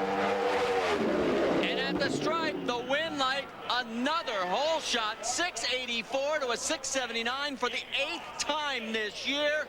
Jim Yates has been hole shotted out of here, and the points leader in pro stock is gone. The door is open.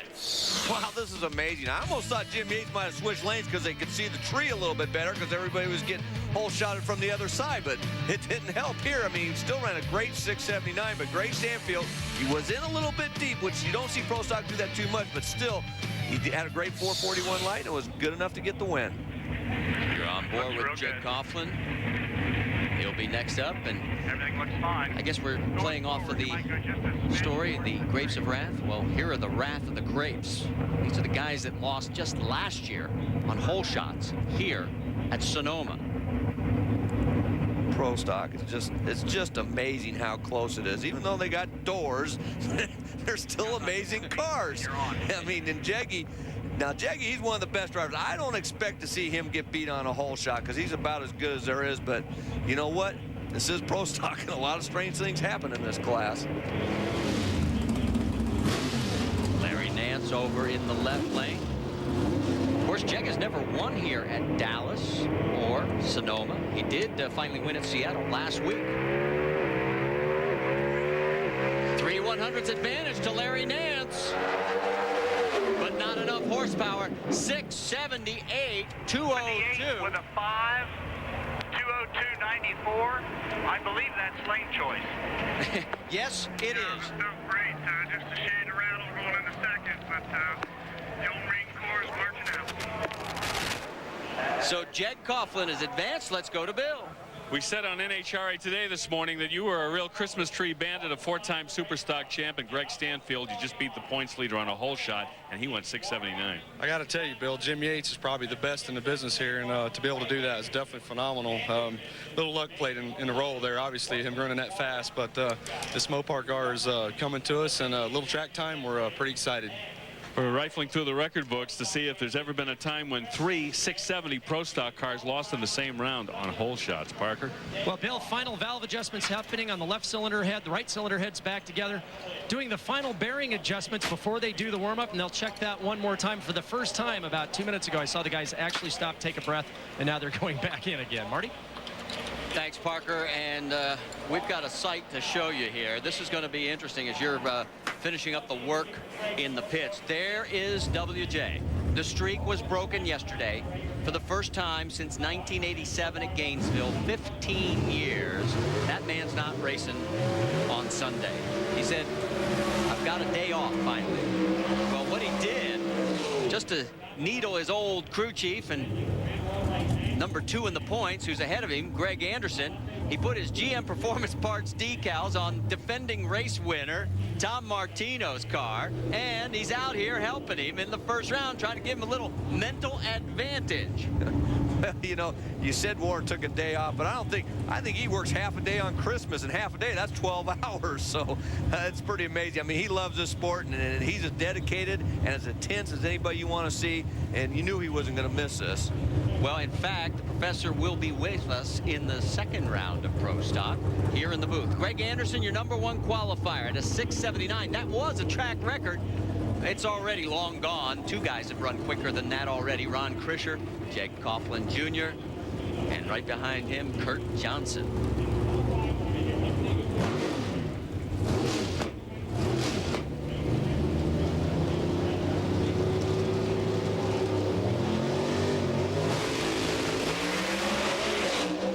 Advantage, Anderson.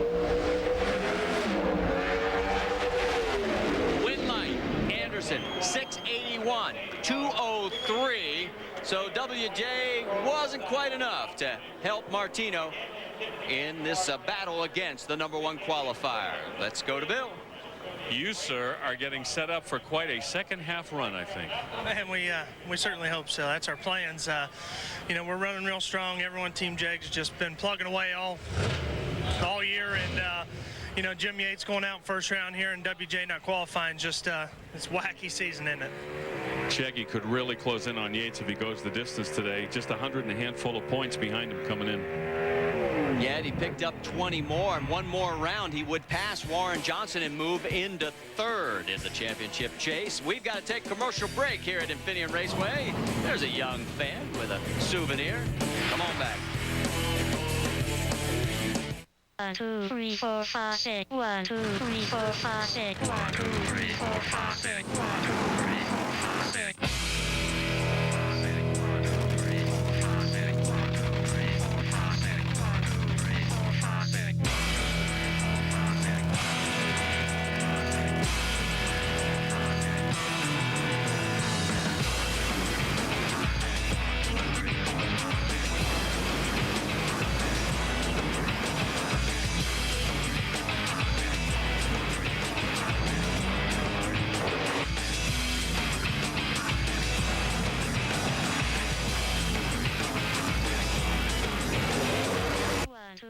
Four, five, six. 1, 2, 3, 4, 5, 6.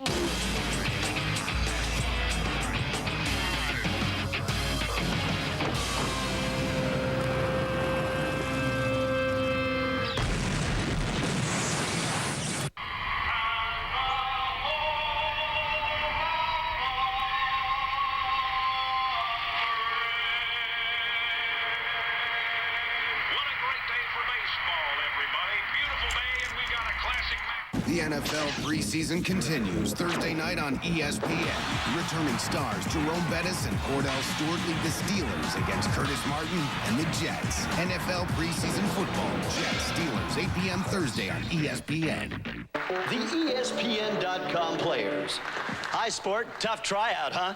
Guess I won't be playing football this year. Well, how about owning a football team? What do you mean? Fantasy football on ESPN.com. They've got a live draft, customized player news, injury updates, and a lot more. And there's great prizes for the winners. Dad, will you be on my team? You got it, Sport. Presented by Sega Sports. Let's get you caught up on what else happened in round number 1. Alan Johnson, George Barnell, AJ in the left lane. His third hole shot win of 2002 by 2/1000ths of a second. He runs 203 miles an hour, a 6.819. Then Mark Wisden has problems against Larry Morgan. Morgan runs a 683 at 202 to advance to second round action. And then Gene Wilson gets treed big time. A 417 light by V Gaines. He runs a 684 to Wilson's quicker, but losing 679. There's the margin of difference. 5/100ths in reaction time. Here is the way the ladder shapes up for round 2. Greg Anderson with the lane choice over Alan Johnson, Tom Lee over V Gaines, then Jake Coughlin over Kurt Johnson, and Larry Morgan over Greg Stanfield. Stay with us. When we come back, we'll check in on Pro Stock Bike and show you all the highlights from first round action when we come back to Sonoma Infineon Raceway.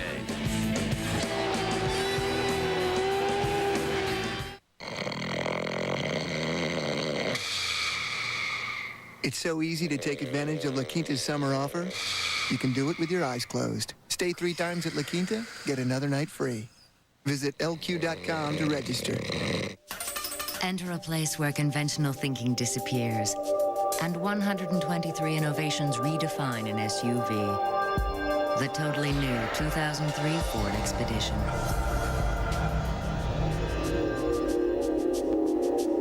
There's the first ever powerful third row seat and a center section that slides forward for almost limitless versatility.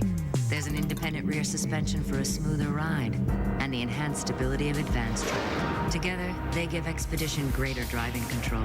No other full-size SUV can compare. There's class-exclusive protection with the available safety canopy system for an extra measure of security. Get your free brochure with a DVD or CD-ROM by calling 800-454-0873. That's 800-454-0873. With so many innovations, the Ford Expedition has no equal. It has no boundaries. Real classics, where football and Hollywood go head-to-head. He was everybody's All-American, but sometimes the toughest game is the game of life. I didn't ask to be the Gray Ghost. And age is your hardest opponent. Watch the movie and get your exclusive backstage pass with the people who make football great. What the Gray Ghost went through, man, I wouldn't wish that on anyone. Dennis Quaid is everybody's All-American. 9 Eastern next Sunday on ESPN Classic. To get real, call your cable or satellite provider now. Today's Speed World event, final eliminations of round 15 of the NHRA Powerade Drag Racing Series, brought to you by Suzuki, maker of innovative motorcycles and all-terrain vehicles. And Taco Bell, think outside the bun. Now let's take a look as we go from cable car action to pro stock bike action. Round number 1, Michael Phillips left lane, Steve Johnson in the right. Steve goes 7:18 at 184. Michael was a distant 7:28 at 179. Then it was Reggie Showers and Mike Berry. Berry a 7:14 career best, 186. Reg runs a 7:24 and finds himself on the trailer. Then Andrew Hines, younger brother of Matt. He runs a career best, 7:16 at 188. John Smith, 7:27, just not enough. Then it was Angel Savoy. She celebrates her 32nd birthday on Wednesday, gives herself an early present. Second quickest run ever, 7:07, 192 miles an hour. Then Chris Reuter, he breaks alongside of Matt Hines. Matt runs a 7:14 at 190 miles an hour to easily advance the second round. Second in the points is Craig Treble. He's in the right lane. Fred Camarena on the left lane. Treble runs 7:10, 187. Camarena musters a 7:27. Tomaselli, Antron Brown. Antron runs the 6th quickest pass ever in pro stock bike history. A career best 7:09, 189. He's on to the second round. And finally, Sean Gann, Gino Scali. Scali, the only Kawasaki. He didn't have enough for Sean. Gann 7:10, 190, career best. Gann into second round action in pro stock bike. Can we say pretty quick numbers? You better believe it. Arrow indicates who has the lane choice as we head to round number 2. And there's the right side of the equation. Let's check in Doug Coletta's pit with Parker Johnstone. The Coletta crew has finished their preparations. Doug Coletta behind the wheel of the car. They're ready to fire it up to make sure that everything is okay. There was a last-minute problem with the clutch. When they were moving the engine around trying to fit that motor plate, they damaged the clutch linkage, but now they have got that straightened out. The only thing that'll be left is for Connie Coletta to measure the current track conditions when they get ready to run and make adjustments to the timers for clutch, ignition timing, and fuel. And it's running.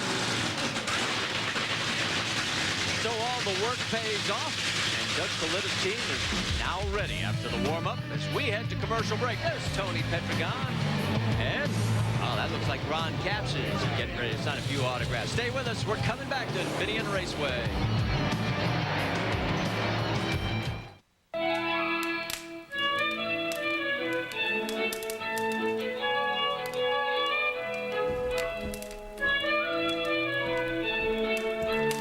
There's no better feeling than that of a job well done.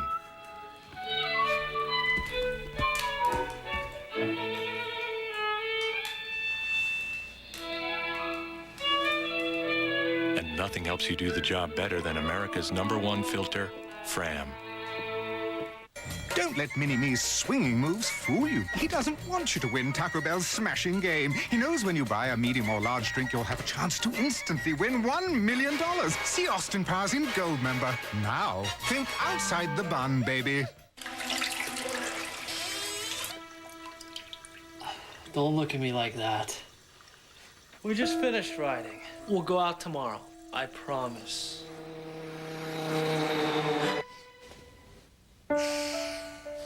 Oh, all right. The very eager, very stylish, very versatile Suzuki Katana. It's always looking for fun.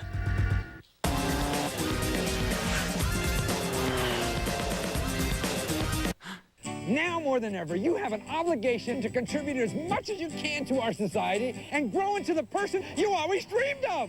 And this great country of ours gives out billions every year for you to do just that. I'm Matthew Lesko, and I want to show you where this great country of ours has money for you to start a business, grow a business, or train for a better job. Call this number. But even if you don't call, go out and find these programs yourself, because by helping yourself, you help America. There's no football like college football. Now, get more than 100 additional games this fall with the ESPN Game Plan College Football Pay-Per-View Package. It's maximum college football. To order, call your cable company, DirecTV, or Dish Network. Don't forget that coming up next, right after we get finished here at Sonoma, it'll be RPM tonight on ESPN2. Whit Watson has all the day in racing. 10 o'clock Eastern Time. For more, log on to ESPN.com.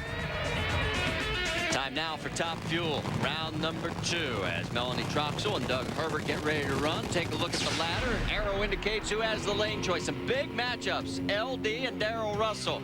There's Melanie and Doug Herbert, KB and Andrew Cowan, and Doug Coletta and Corey McClenathan. And joining us here in the booth, driver of the Fram Top Fueler, Rhonda Hartman-Smith. Thanks for joining us. It's a pleasure to be here. You certainly make this booth look a lot better on camera now, I'll tell you that. Hey, don't want to get too much into this first round because this matchup's getting ready to go, but I do want to find out what happened in first round to you. But let's talk about Doug Herbert, Melanie Troxel.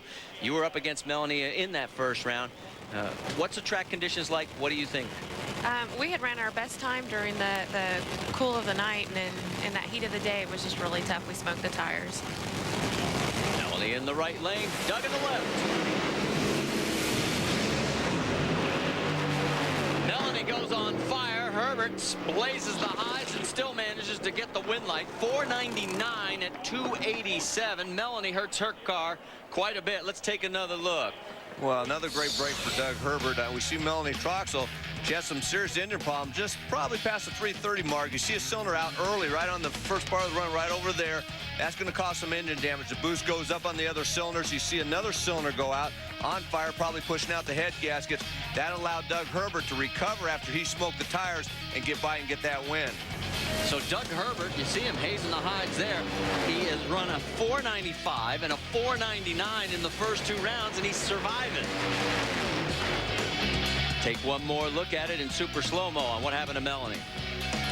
I mean, she obviously dropped a cylinder and immediately just had an engine explosion, and she still tried to get the win. She probably didn't see Herbert, and Herbert had to pedal it once. So, I mean, he gained the $4.99 to get the win. That's one advantage being a dragster. If the fire's behind you, you just keep going if you can't see them. Let's check in with Bill.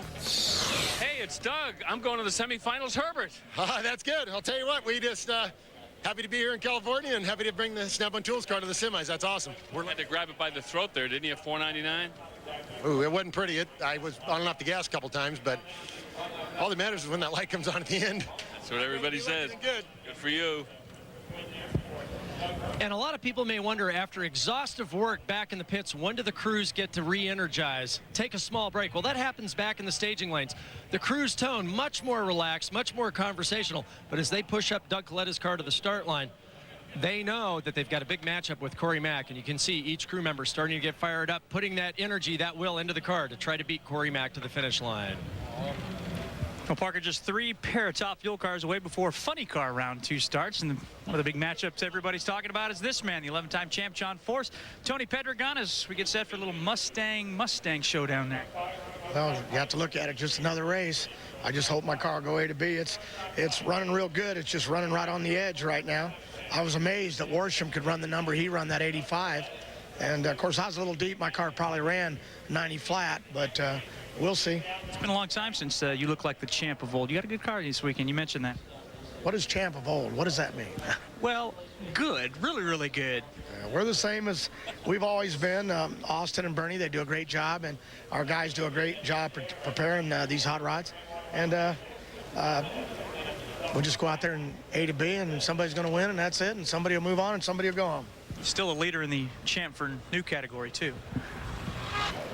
Thanks, Dave. As we go back to the starting line, it'll be time to find out if all that hard work for the Mack Tools crew that you were able to share and watch is going to pay off. And if their reward, well, they'll get to do it again if he wins this round against Corey McLenithan. Well, that was a pretty big change they did. They changed the motor plate, which basically changed the angle of the engine. And what that's going to do, they feel as the track gets hotter, that's going to help transfer weight to the rear tires and make that car stick better through the middle of the course where we see a lot of problems. But that's still a pretty big change, especially after they ran 467 in the first round. Doug Coletta has not been to the semis since Phoenix. Corey beat Doug in their only matchup earlier this year.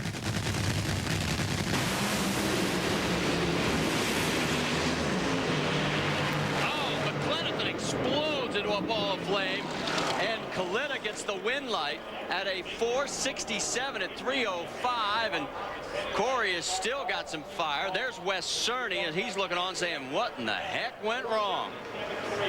That baby is cooking.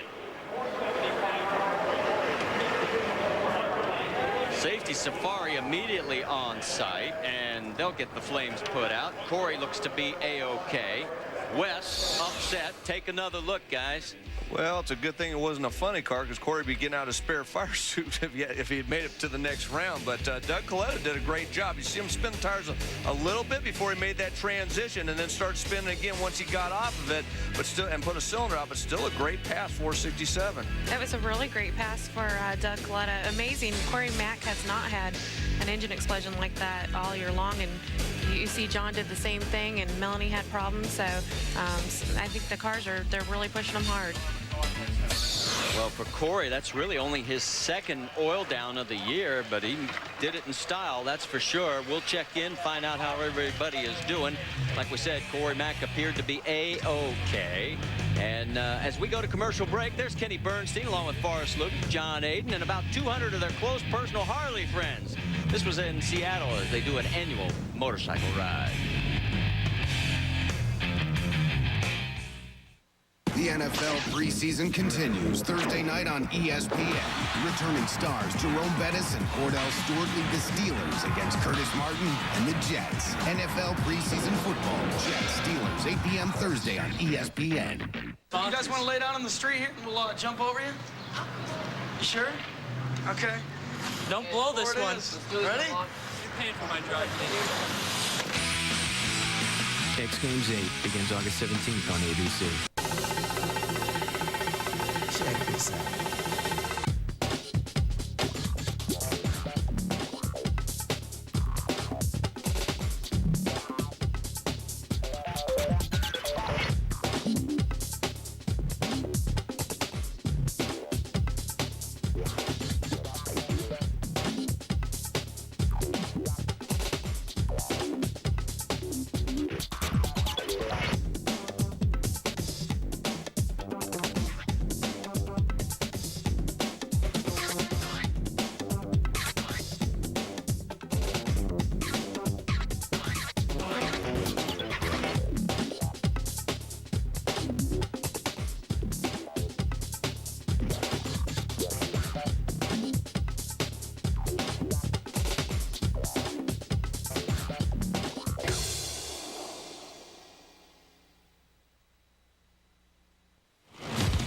Back here at the Fram Autolite NHRA Nationals, along with Mike Dunn, Bill Stevens, Dave Reed, Parker Johnson. I'm Marty Reed. Joining us here in the booth is Rhonda Hartman-Smith, and we're in the second round of Top Fuel. There is Kenny Bernstein, the Budweiser King, Lucas Oil Top Fueler. He'll be over in the right lane. And in his head-to-head matchups with Andrew Cowan, they've met 7 times, and KB has won 6 of those, including their last meeting, which was the finals in St. Louis. And Kenny Bernstein looked very good. We heard Tim Richard mention that they had backed the thing down, and you got to believe he did, because he smoked the tires the last 2 qualifying runs and still comes out and runs that great 459. That just tells you that that car was pretty well over center, and it's making a whole lot of horsepower, but they're going to have to go down the racetrack, because Andrew Cowan has had a very consistent race car this weekend.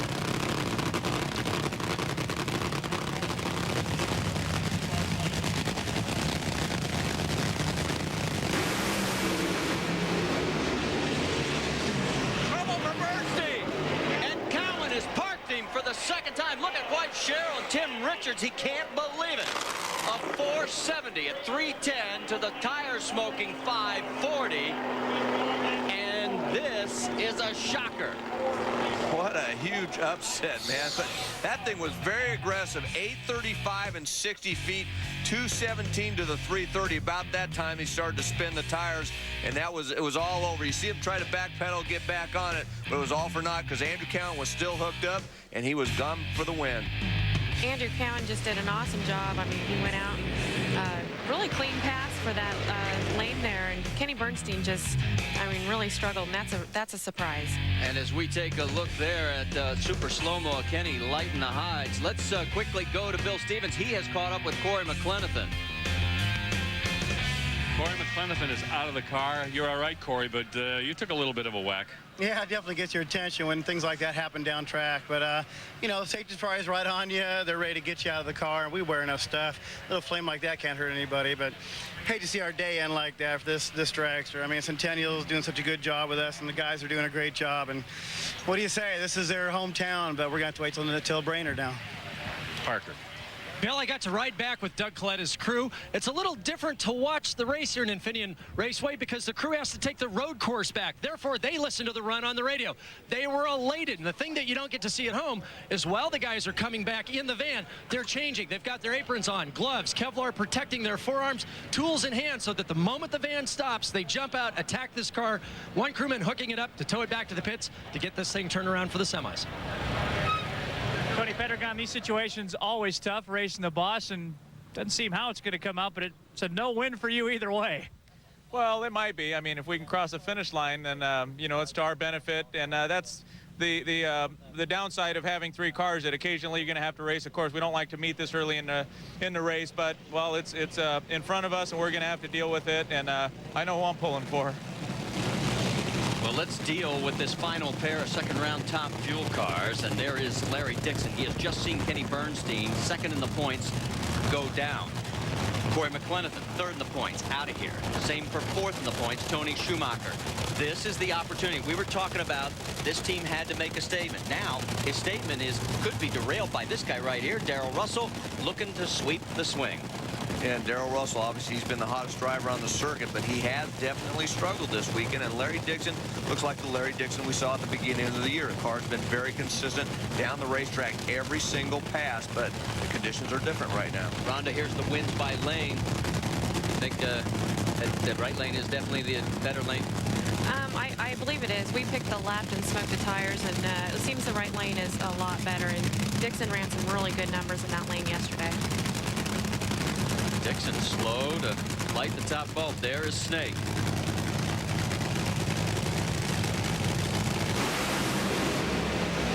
No! Dixon can't take advantage. And the sweep could still be alive for Darrell Russell. Look at Joe Amato. And Kenny Bernstein is going to be sending the Bilstein bunch another couple cases of beer. 475, 300 miles an hour, and LD is long gone. Wow. I never would have thought this in a million years. That car's been on a rail all weekend, but it never got off the starting line. That thing made about one revolution and started spinning the tires. You know, you almost got to think with Dick LaHaye, as good as he is on that combination, that something mechanical definitely could have went wrong, but man, he definitely missed it there. Rhonda, I want to thank you very much for taking the time to join us here in the booth, and we'll see you in 2 weeks in Brainerd. Thank you. That's right. And we've got to take a commercial break and head on out of here for just a few moments. We'll get a chance to talk to Darrell Russell when we come back. Here's the matchup. Lane choice to Darrell Russell over Doug Herbert and Kalita over Cowan. Pushing myself to the limit is what this is all about, and I need an antiperspirant that can keep up. Now there's new High Endurance Clear Gel. Try it. If you don't like it, Old Spice will buy you a stick of something else. A Clear Gel that strong? I'm there. New Old Spice High Endurance Clear Gel. Wow, that looks like fun. Days like this, you gotta love a good truck tire. Good. Those are Pep Boy Futuras. They're some of the best tires made. They just cost less. Pep Boys, we're car people. Want to play better golf? Well, you could spend hundreds of dollars for lessons, or you can learn from the game's top pros and teachers by calling for your free trial issue of Golf Magazine. Call now, and you'll also receive this great Golf Magazine gear bag free with your paid subscription. Learn how to get more distance, straighten your slice, sharpen your short game, perfect your putt, and more. No matter what your level, you'll enjoy the game more because you'll play better with Golf Magazine. It's the game's fastest growing magazine because it's written for today's kind of golfer. Along with lessons from the pros and Golf Magazine's top 100 teachers, you'll get full tour coverage in Tour Talk. Great new courses you can play on. The best deals exclusively for Golf Magazine readers, plus equipment reviews and so much more. Call now for your free trial issue of Golf Magazine. If you like it, get 11 more, 12 in all for just $15.94. And you'll also get this roomy Golf Magazine gear bag with separate shoe compartment and a convenient bottle holder, free. You'll love golf more when you improve your game with lessons from the best in the business. Golf Magazine. Call now. Got a research assignment. 10 pages on a historical innovator. Well, who'd you pick? Gotta experience the man, the results of his work. Who'd you pick? See, the problem with your basic historical innovator is, well, most of them are historical. Sam, who'd you pick? Walt Disney? Come share the excitement at our year-long celebration of Walt Disney's 100th birthday. We need to experience Walt's vision on Space Mountain. Again? Make plans at DisneyWorld.com. It's research. We're back here at Sonoma. This is Infineon Raceway. It's round 15 of the NHRA Powerade Drag Racing Series, and it has been shocking, especially at Top Fuel, and now can it happen in Funny Car? So let's take a look at the ladder, and you can see who will have the lane choice. Arrow indicates it will be John Force in his matchup with Tony Pedregon. Basemore over Scusa. And then the one we're getting ready to look at, Del Worsham, your track record holder at that 485. And the last two times these guys have met, Del won here at Sonoma and at the finals at Pomona, and both times he went on to win the race. So can it happen 3 times? Well, we're about to find out. You know, and Del see both of the 2 of the best cars in the business smoke the tires right in front of him in that lane. But I can tell you one thing, as good a driver as he is, he's got that out of his mind right now.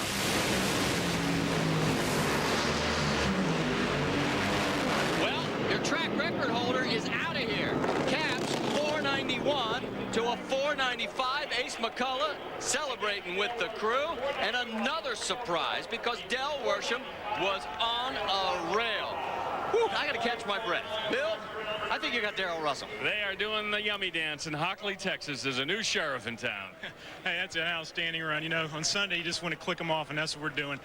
I tell you, in my gut, I felt like we could win that round. I knew we could do it. Wayne said we can do this, and I just, whenever he says that, I know we're going to go out and win it. But this whole Bilstein engine plus tool, Macco tools, and American Racing Wheels, we love you, and we're just going to the next round, and that's the most important thing right now. They now have 10 consecutive round wins and 2 rounds away from their Western sweep and 3rd place in the points. Back at the starting line, you're looking at Frank Pedregon. Can he pull another upset? The man he's going to try and dump is the number 3 qualifier, Scotty Cannon. He's over in the right lane. And, wow, I'm still staggered by some of these races. Let's check in on Ron Capps. He's with Bill. After that last round win, your tuner said, and they might have to fatten it up a little bit. The 491 got past the new track record holder. Everybody knows how I feel about Del Worsham. I mean, he's probably one of the best drivers. Him and Chuck, his dad. I mean, It's an accomplishment. It's like beating Forrest right now. It really is, because he's just stout. And it got out there, and it actually shoved me to the center line. And in the funny car, I had the wheel turned all the way against my other knee. I'm going, come back, and it didn't want to come back. I said, no, just stay in the groove. And I still didn't see him. And I was on the radio. I got no voice left. I was on the radio screaming at Ace. So I'm trying to find out what it ran. My big mouth was open, yelling on the radio, trying to find out what it ran. And so 91's good. Win line on this one is Ron finishes up at the far end of 492 for Scotty Cannon. Don Schumacher lights it. His boy is going on to the semis. A 498 for Frankie at 295. And the Time Bomb Oakley machine advances to the next round of racing. Can his teammate Whit Bazemore do the same? We'll find out. And also John and Tony locking horns when we come back.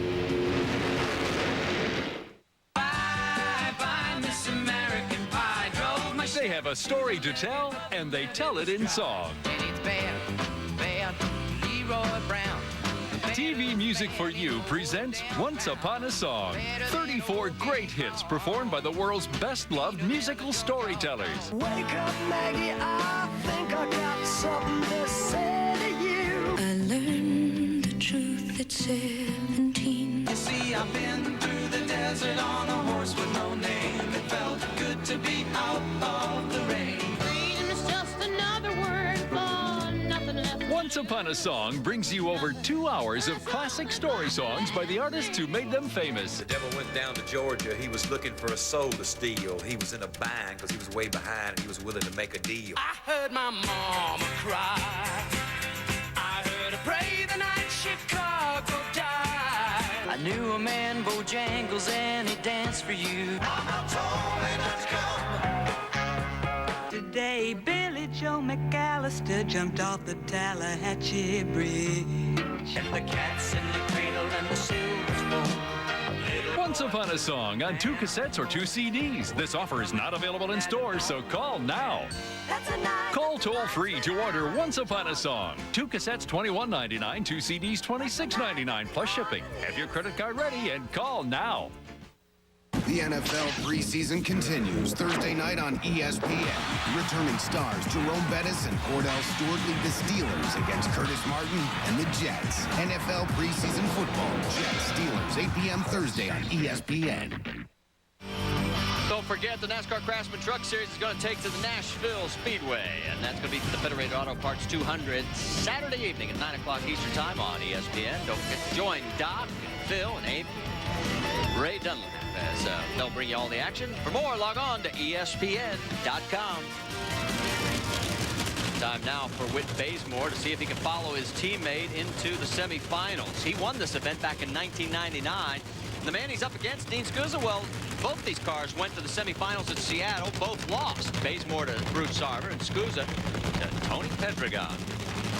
Whit Bazemore's had a very consistent race car all week, and he saw his teammate go out there and win. But, you know, Dale Worsham had a very consistent race car, too, and we saw what happened to him. That's right. Dencham, Worsham, 3 and 4 in the points. They're gone. Big opportunity for Bazemore to climb his way towards the top.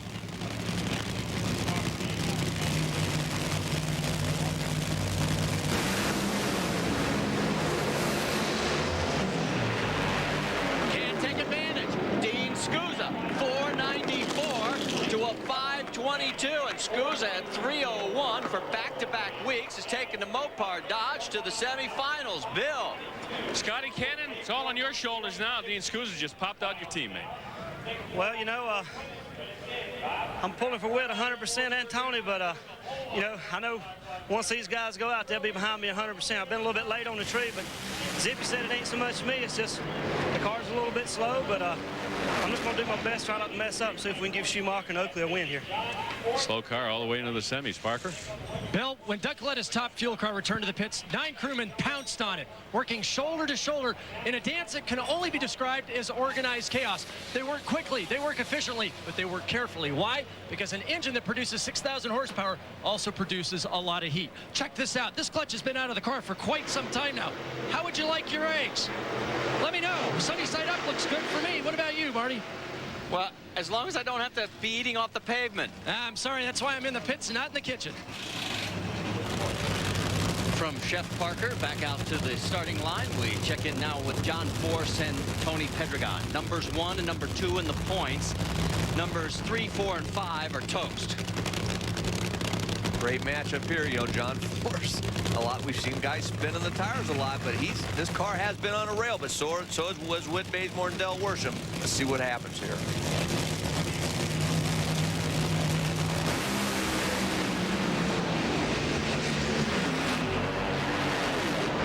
Tony blazes the hides, and that's going to get everybody talking about the team tactics again. 492 for John at 293. What do you think?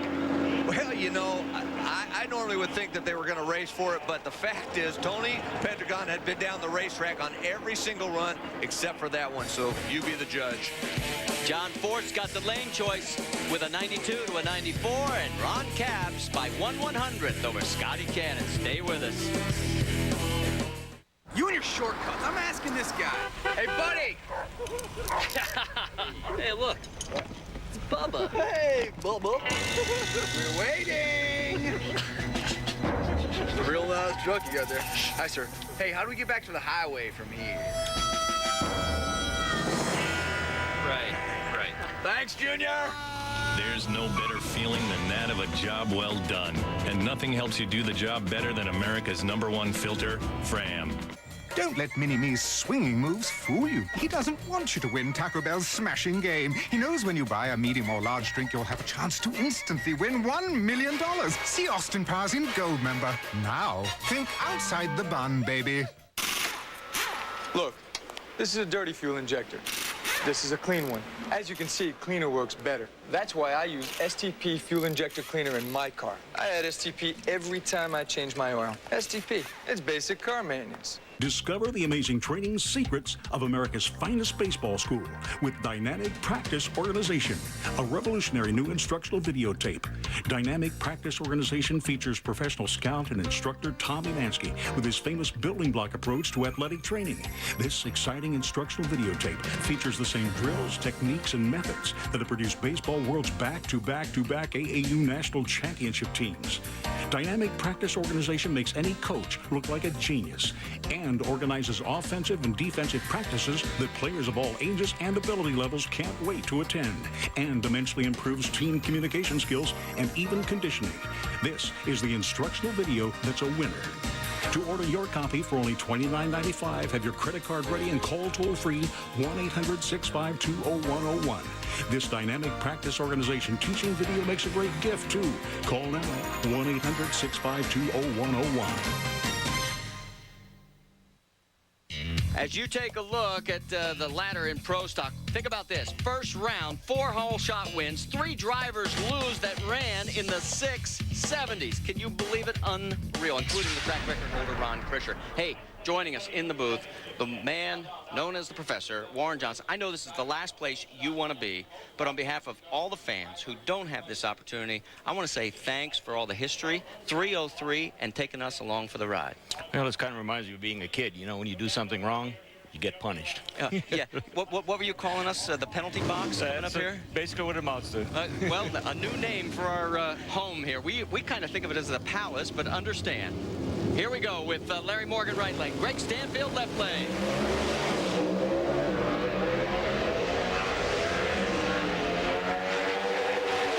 Well, a couple of neons going after it, and the wind light's going to go to Morgan with a 681 at 202 to a 683 for Greg Stanfield. And Morgan's last round win was 2002 at the Winter Nationals. So this is big for him. What a great race. Just only 0.05 of a second difference at the finish line. Larry Morgan was a little bit behind on the starting line, but he started making it up right away. Take us through that, Warren. What's he doing right there? Well, this track is getting a little bit warm right now. I'm sure everybody's made adjustments gear-wise. Really not much you can do power-wise as far as the engine's concerned, but we're trying to get through the middle of the course. You saw some of the fuel cars smoke the tires in the middle of the course, and it affects us the same way. But we don't have the luxury of a lot of downforce, so these cars will tend to get loose. So I'm sure they took some gear ratio out of probably second, third, and fourth. So that'll bring us to our next pair, Thomas Lee in the right lane. Tom did very well advancing into second round action. V Gaines over in the left side. Both of these guys won on hole shots to get here into the second round. It seems to happen a lot in pro stock because it is pretty close. Well, when you get a great racetrack like this, it's really all up to the driver to crew chief as far as the tune-up. The driver still, that's the bottom line. Perfect 4-0 line for Gaines. And say goodnight, Tom. 682, our fifth hole shot. 201, the mile an hour. And V Gaines, I don't know if he was guessing. We'll get the comment from the professor in just a moment. But first, let's go to the far end. Check in with Bill with John Force. John Force, Tony Pedregon smoked the tires. Now you know what everybody's going to say. Well, it doesn't matter what everybody says. His car is supposed to go to AB.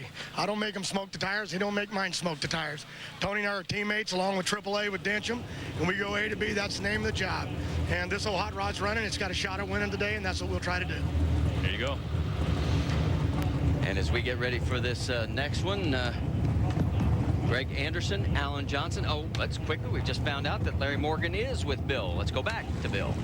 Hey, you qualified with a 682. That's a 681. You're going the right way. Well, that's a good thing. You know, we needed to be in that right lane to run a little bit quicker. And David Nickens has been over helping me at the clutch a little bit, you know, because we're not really short-handed, but we're just not used to going to the second round like this. So, you know, with all the help and with Mopar, you know, we like to win this race for Mopar. We had 6 of them in the field, which is a good thing.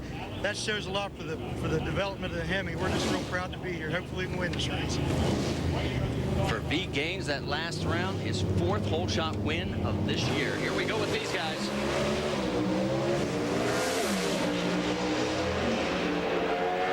Trouble in the left lane for AJ, and Greg Anderson, second in the points, is going to extend over Warren Johnson. 678, 203, and that is a new track record for elapsed time. And let's take another look at this. He's got this factory hot rod rolling. Oh, Greg Anderson, he's been great. I mean, he's always been quick on the lights, and now he's got that car just flying down through there. Alan Johnson was a little bit late off the starting line. It looked like he got a little bit out of the groove there, like we talked about, Warren. It seems like in that right hand or the left-hand lane between 330 and half track, we see a lot of pro stockers get loose in that area. I noticed that first round of the fuel categories, the left lane tended to get a little loose in the middle of the course. And, there's really not a whole lot you can do it other than maybe a little downforce with a spoiler and take a lot of gear away from it. Of course, if you take the gear away from it, probably going to slow the car down, too. How much will that slow it down, do you think, if you just take and add that downforce? We're only talking like 10 or 20 pounds, right? 10 or 20 pounds. It'll probably help in the middle of the course, but it'll hurt you at the other end unless you're spinning the tires at the other end. If you notice, field cars aren't running the speed that they normally run at a national event here. Probably the back half of the track is a little bit loose. Sometimes that extra spoiler will actually speed the pro stock cars up because of the fact they're not going to spin the tire. That 678 was also a career best for Greg Anderson. Let's go on board with Jeg Coughlin. He's up against your son, Warren. Kurt in the left lane, Jeg in the right lane.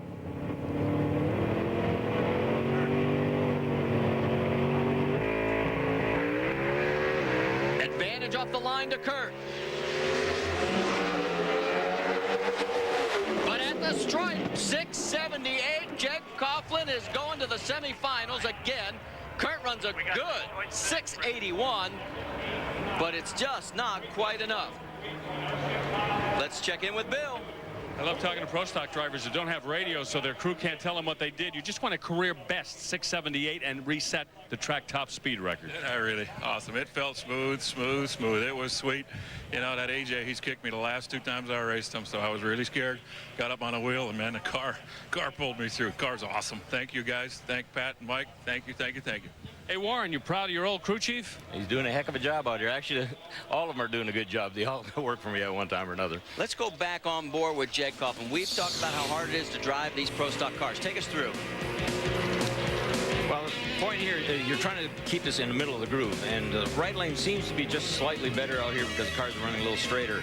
It's keeping the shift points where they need to be because of the narrow RPM band on these engines, and trying to keep it in the middle of the groove at the same time. So there's a lot of commotion and chaos in the cockpit once in a while. Well, no commotion and chaos for the guys who have lane choice and have advanced to the semifinals in pro stock.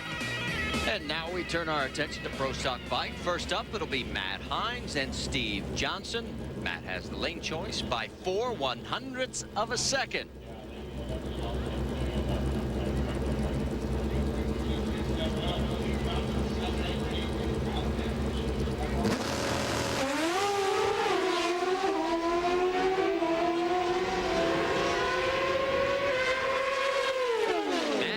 Hines runs a 7:18. He had 3 100s off the starting line, a 188-mile-an-hour run to Steve Johnson's 7:22. And Matt moves into the semifinals and potentially another matchup with Angel. Let's check in again with Bill. Kurt got out on you a little bit, and Jeggy, early in the year, I wasn't sure whether you would have had enough muscle to get around him, but that time you did. Yeah, that one's for the boys at home in the engine shop. They've been thrashing extremely hard, and this horsepower has really come a long way since the first year for Team Jag, since last summer. So this is about our 1-year anniversary. Getting our first engine together, so we're pretty excited about that. To get by KJ, that's tough goings anytime, and he had a little extra crew chief help this weekend, so we're good to get by him. Keep your eye on the yellow and black. And as we go back to the starting line area, you're looking at Andrew Hines and Craig Treble. And let's quickly check in with Dave Reef. Well, only in hindsight, KB, can you swallow that jagged little pill that just happened there in round number 2 with Larry going out, though? Boy, it sure would have been nice. Yeah, opportunity, and that's what you need. There was 20 points laying there and maybe more, and it's good that he went out, of course, because we lost 1 point to this deal. But, we just to lose, it's just no fun. It's just no fun to lose, and I sure thought we had them together. I mean, obviously the first round was very good, but that's just racing. That's part of it. But, yeah, I'm pretty disappointed. But at the other side, the fact that he lost helped us at the same time. On down the road to Brainerd. And while you were talking with KB, Craig Treble puts Andrew Hines on the trailer with a 7:15 at 186 miles an hour. Warren, you ever want to try 2 wheels and do this? No, I think the 4 wheels fits my style just a little bit better. I don't know if I'd want to be out there in front of God and everybody with just some leather. Well, I know one thing. They've got my respect because you're right. There's no roll cage there. Let's go to Bill. Matt Hines just saw his little brother Andrew come up short to Craig Treble, and you ran 7:18 against Steve Johnson, a little bit off the pace. Yeah, we made a little bit of a tune-up change, see if it would like it, but I think we need to go the other direction, see what happens next pass. He's on a collision course to the final round where he could meet his arch nemesis, Angel Savoie, if they keep winning rounds. Up next, a couple of guys who set career best the last round. Sean Gann ran a 7:10, Antron Brown a 7:09. Antron chose the right lane. 3 100s advantage to Gann off the line. It's going to be enough. The win light, 7:15, 184, hole shotting, the quicker but losing. 7:14 of Antron Brown. And there you see the difference. 26 1,000. Whoops, it looks like he's running off the end. Gann trying to get it stopped, and will he make it before he hits the sand? It looks like, yes, he'll make the very, very last turnout to the left. So we go back to the starting line for our final pair here, and here is Angel Savoie. Angel ran the second quickest pass ever in bike history in that last round, and of course for Mike Berry, her opposition, he ran a career best to advance with a 7:14, but he's given up 7 100s in this one, guys. Well, that's going to be tough because Angel also ran 192 miles per hour. She's usually not known for the big speed. Usually she makes most of her ET in the first 60 feet by a bunch and then runs a decent mile an hour. But that 192, that was pretty big for the first round win.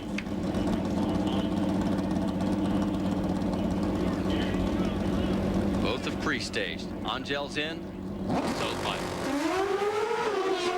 Berry, 5 100s advantage off the line. But not enough grunt at the other end. 7:10, 182.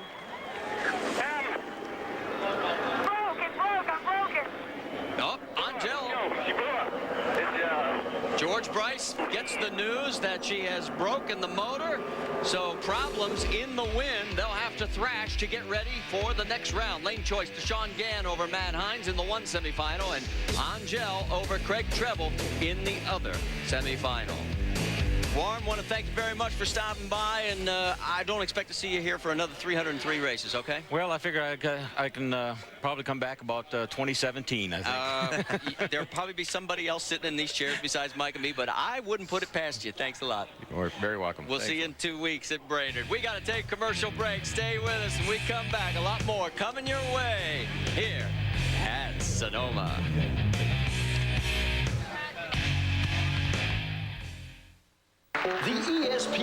ESPN.com players. Hi, Sport. Tough tryout, huh? Guess I won't be playing football this year. Well, how about owning a football team? What do you mean? Fantasy football on ESPN.com. They've got a live draft, customized player news, injury updates, and a lot more. And there's great prizes for the winners. Dad, will you be on my team? You got it, Sport. Presented by Sega Sports. AT&T Broadband brings you the best television has to offer every month. Think you've seen it all? Watch this. Unbelievable Wednesday nights on TBS Superstation. All new Ripley's Believe It or Not. And this summer, Worst Case Scenario. The best-selling survival handbook comes to life. Ripley's Believe It or Not at 8 and Worst Case Scenario at 9. Unbelievable Wednesdays, 8 Eastern, only on TBS Superstation. Every month, look for the best television has to offer on AT&T Broadband. No, please, no, I'll miss you, don't go. Having a hard time saying goodbye to that old car? You don't have to. Make it like new. At Aurora Auto Parts, you pull it. We've got thousands of parts to fix up your old car, truck, or van, including used motors and transmissions. We're a self-serve auto yard where you bring your own tools and pull your own parts. That's how you save money, and we pay top dollar for wrecked and junk vehicles, too. We're at 1901 Plain Avenue in Aurora, between Farnsworth and Eola, just off Liberty.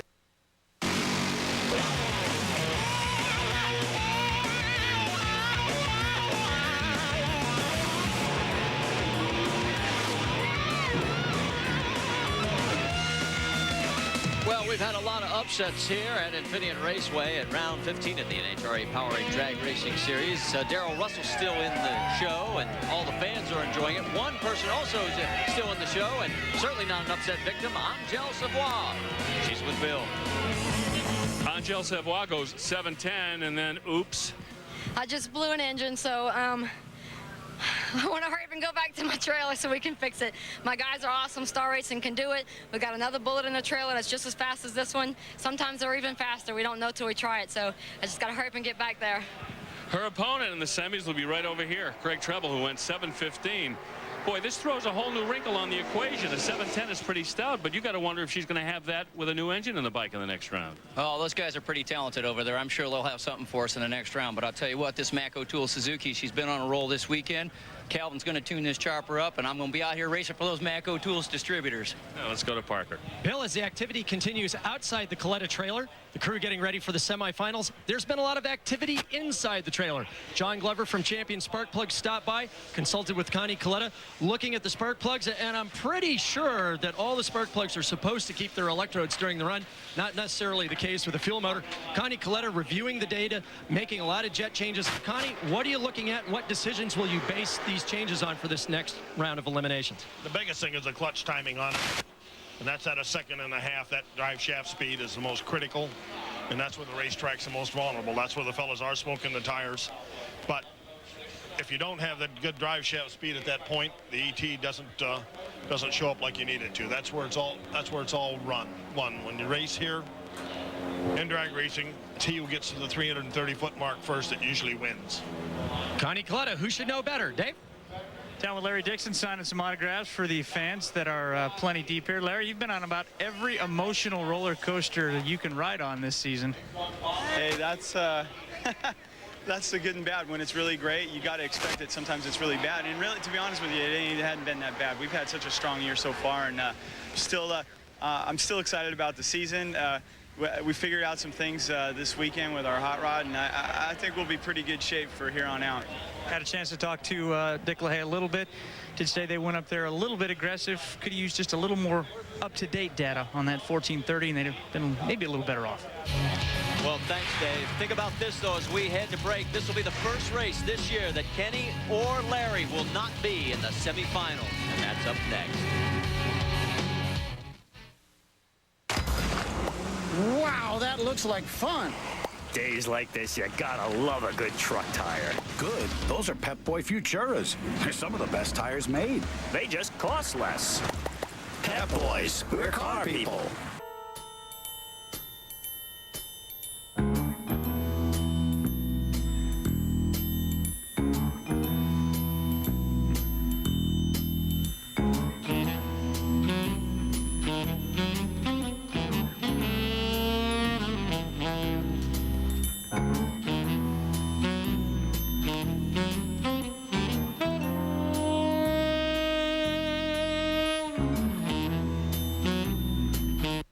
Discover the amazing training secrets of America's finest baseball school in an exciting instructional video.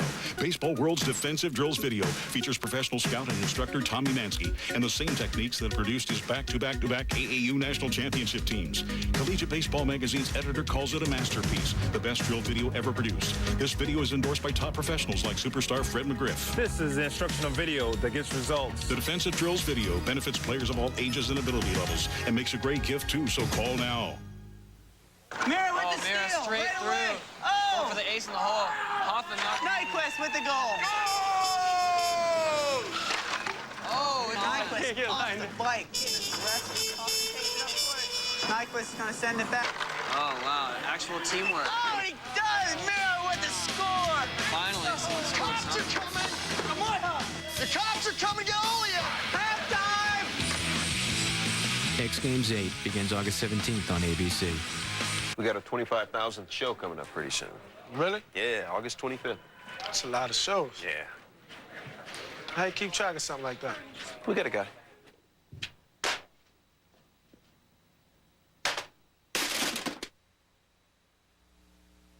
Don't forget about RPM tonight. Coming up next, 10 o'clock Eastern time here on ESPN2 with Whit Watson. For more, log on to ESPN.com. Take a look at the ladder now as we head into semifinal actions. Darrell Russell and Doug Herbert. And then it'll be Doug Coletta with the lane choice over Andrew Cowan. First up, it will be Doug Herbert and the man who's going for the sweep, Darrell Russell on the western swing. And there is Darrell on the Bill Stein engine flush machine. And I know some people say Bill Stein, some people say Bill Steen. It's actually a German company. And you say Frankenstein, don't you? Unless you're Mel Brooks. Then you say Frankenstein. I don't know.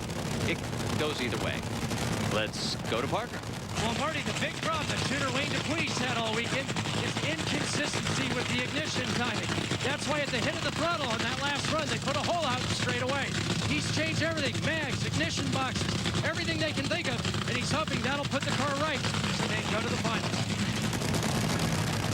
There is Doug Herbert, who was beaten by Darrell Russell in round 2 last week at Seattle, and that's the only time they've raced in 2002. For Joe Amano and his driver, well, they're trying to go to their 5th final of this year and 12th of his career. For Doug Herbert, he's trying to go to his 3rd and 15th.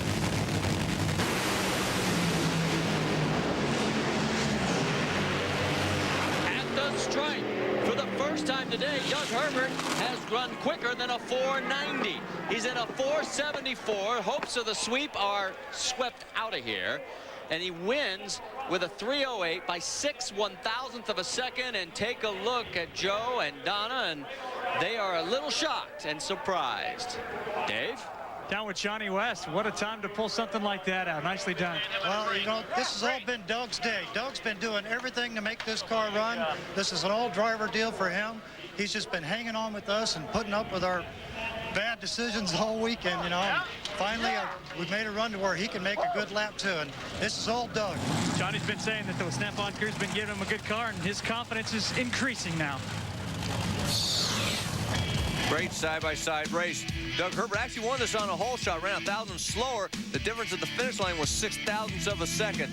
Great side-by-side race there. You watch from down track, we're going to see the same problem with Russell. He put some cylinders out just past half track, which probably pretty much cost him the race. Take a look at super slow-mo, and you'll see as he gets to half track where the holes go down and he loses the horsepower. There it is. Let's go to Bill.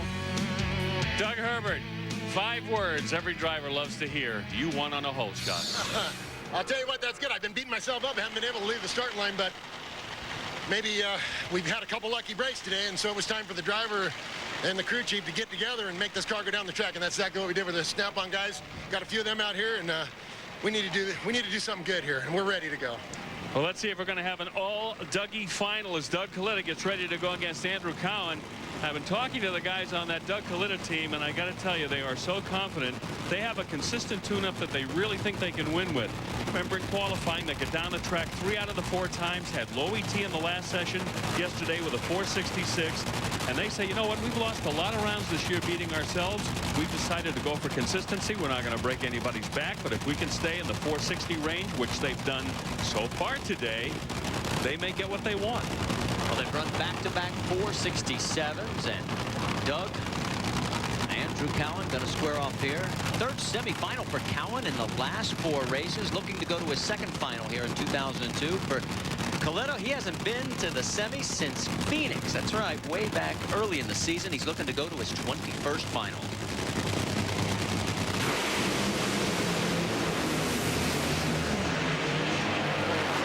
Kalita does it, 464. So exactly what you were talking about, that consistency, Bill. He's now run a 467, a 467, and a 464 to the tire-smoking Andrew Cowan's 654. Parker? Connie, another consistent run. You got it right in the trailer. The boys got it right out in the pits, and Doug got it right down the track. Now we'll keep our fingers crossed for the finals. There you have it. And let's take a look as you see Doug climbing out of the cockpit. Take another look at this run. This is a great run in the heat of the day for Doug Kalita. You see Andrew Cowan go up in smoke early, tried to pedal it, knew it was no good at that point. Look, down track, Doug Kalita stuck right in the middle of the groove. Sashayed a little bit when he come off that transition, but he still stuck it in the middle of the groove. Got her to the other end, made a great pass. Here's the matchup for the finals in Top Fuel. It will be Kalita with the lane choice by a full 1/10 of a second over Doug Herbert.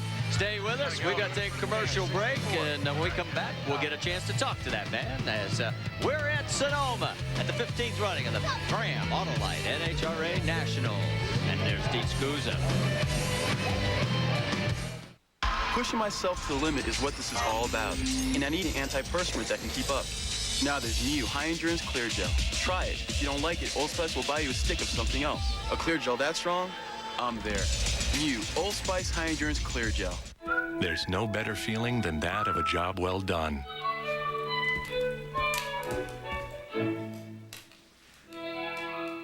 And nothing helps you do the job better than America's #1 filter, Fram. You have the ultimate power to look better, to be stronger, to redefine your body and yourself. Introducing the Bowflex Ultimate. Quite possibly the best home fitness machine ever made. In as little as 20 minutes a day, 3 times a week, you can get real results that can change your entire body. With over 90 health club quality exercises and up to 410 pounds of resistance, it's like having an entire gym in your home. Bowflex is so effective that we guarantee you'll get the results you want in 6 weeks or less.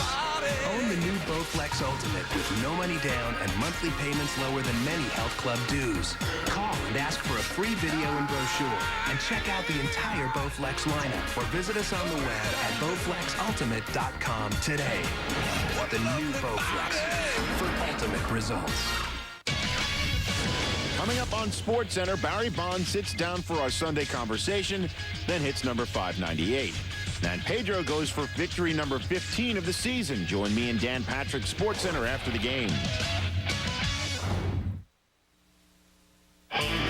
Back here at round 15 of the NHRA Powerade Drag Racing Series. Here's the matchup for the semifinals. Yep, you've got it. Another John Force, Dean Scusa head-to-head. 3rd race in a row. More on that. First up, though, it'll be Caps and Cannon. There's Scotty Cannon looking for his first ever NHRA win. And Ron Capps has already won once this year, that being back at Columbus. And let's quickly go to the far end and catch up with Doug Kalita, final bound. The man who won this race 3 years in a row between 98 and 2000 took last year off, but it looks like he's back again. Yeah, we sure would like to get our streak going again. You know, we're just really happy we're going rounds here. You know, the car's working good. The guys make me look good with that run with a 64. So we think we got something for him in the final, I hope. And we'll just go out there and do our best, see how it goes. But, you know, great MAC support out here this weekend. Quiet man's been driving a stake through everybody's heart all day. And he has one more chance next round in the final. There is Ace McCullough. Ron Capps, you see, defeated Del Worsham, who had set the track record just 1 round prior. Looking to go to their 27th final. Snake talking to one of the guys from John Force's gang. For Scotty Cannon, well, he's been to 2 finals this year. He's looking to go to his 4th in his career.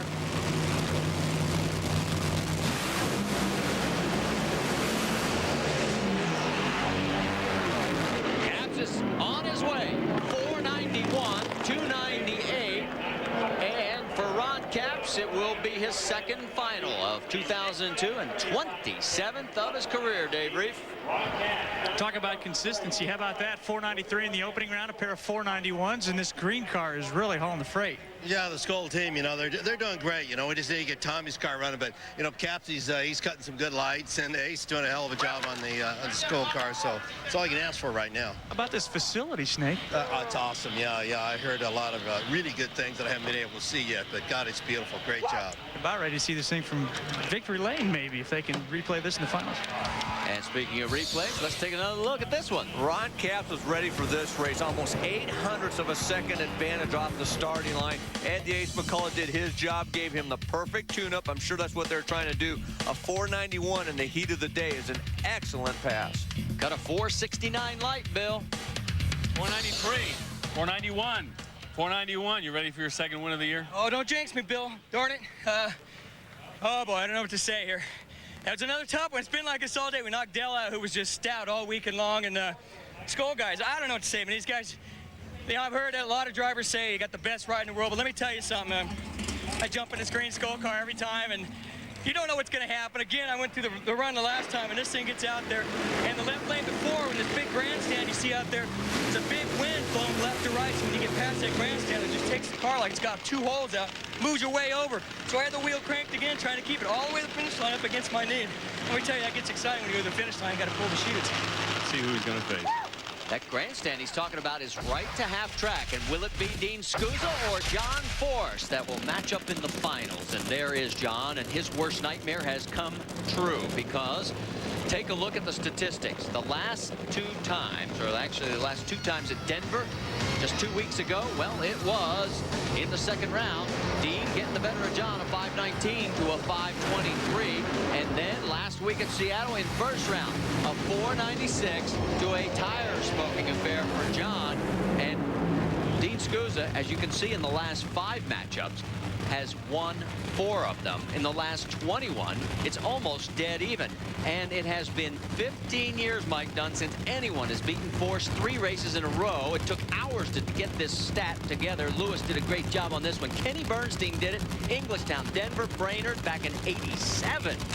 Well, you know, it's going to be tough for Dean, but boy, they're really evenly matched up coming into this round. They both ran good low 490 runs. They both had good reaction times in the 490 range. John Force is elected to take the left lane, as did Ron Capps in front of him. He saw that good run, so he's going to be ready for Dean. Let's watch this and see what happens.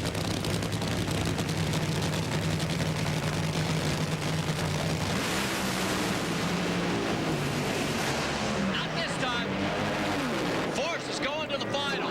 489, 306. He's going to have lane choice. And Scusa, you saw the car go up in smoke as they just put a little too much power in the heat of the day. Take another look.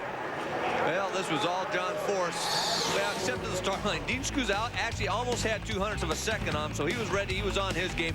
John Force didn't have that bad of a light, but we've seen Dean smoke the tires in that all-important transition there from 1 second to about 1.5 seconds. They basically overpowered the racetrack, it looked like, and John Force made a great run. And let's go to Dave. I said at the beginning of the show, Bernie Federley, the sleeping giant, is waking up. Well, I'd like to think it was that easy, but no, we got a little lucky there. The track had actually started to soften up, get a little thick, and the Safari guys got right into their scrapers and got it beat right into shape and rubbed on a little, and you know, worked on the area we were concerned with. And hey, we were lucky enough to get the win, and we're real happy about it, trust me. Castro car 7 times down the track, 7 good runs, guys. And going to his 159th final. Look how sideways Dean Scusa had that Mopar, and John Force stuck right in the middle, right down Broadway. Let's watch this run. This is going to be pretty. He picks the front end up real nice and sets it back down. Makes it through that transition with no tire shake whatsoever. Stuck right in the middle of the groove. A great pass, 489, and he'll have lane choice in the final. Let's go to Bill. You beat him. Huh? You beat him. I beat him. About time. He's whooped me every week and I dodge you. Bottom line, he's a good kid when he beats me, and he's the same kid, good kid when I beat him. We'll just try to do our job. He's trying to debate for lane choice, and we moved over. Look at Caps from that 91, so I might have gave a little bit on the start line just to get the edge on him, but shallow stages to get lane choice, so we got it. John Force, I say, just won a very critical round, guys, all year long. He's been vulnerable. People have been able to get to him, and now it appears as if it may be coming to an end. We may be looking at this as a turnaround race because remember that 2, 3, 4, and 5, and now 6 in the points are all gone, and John is left standing. Stay with us when we come back. Time for the factory hot rods and the super scooters.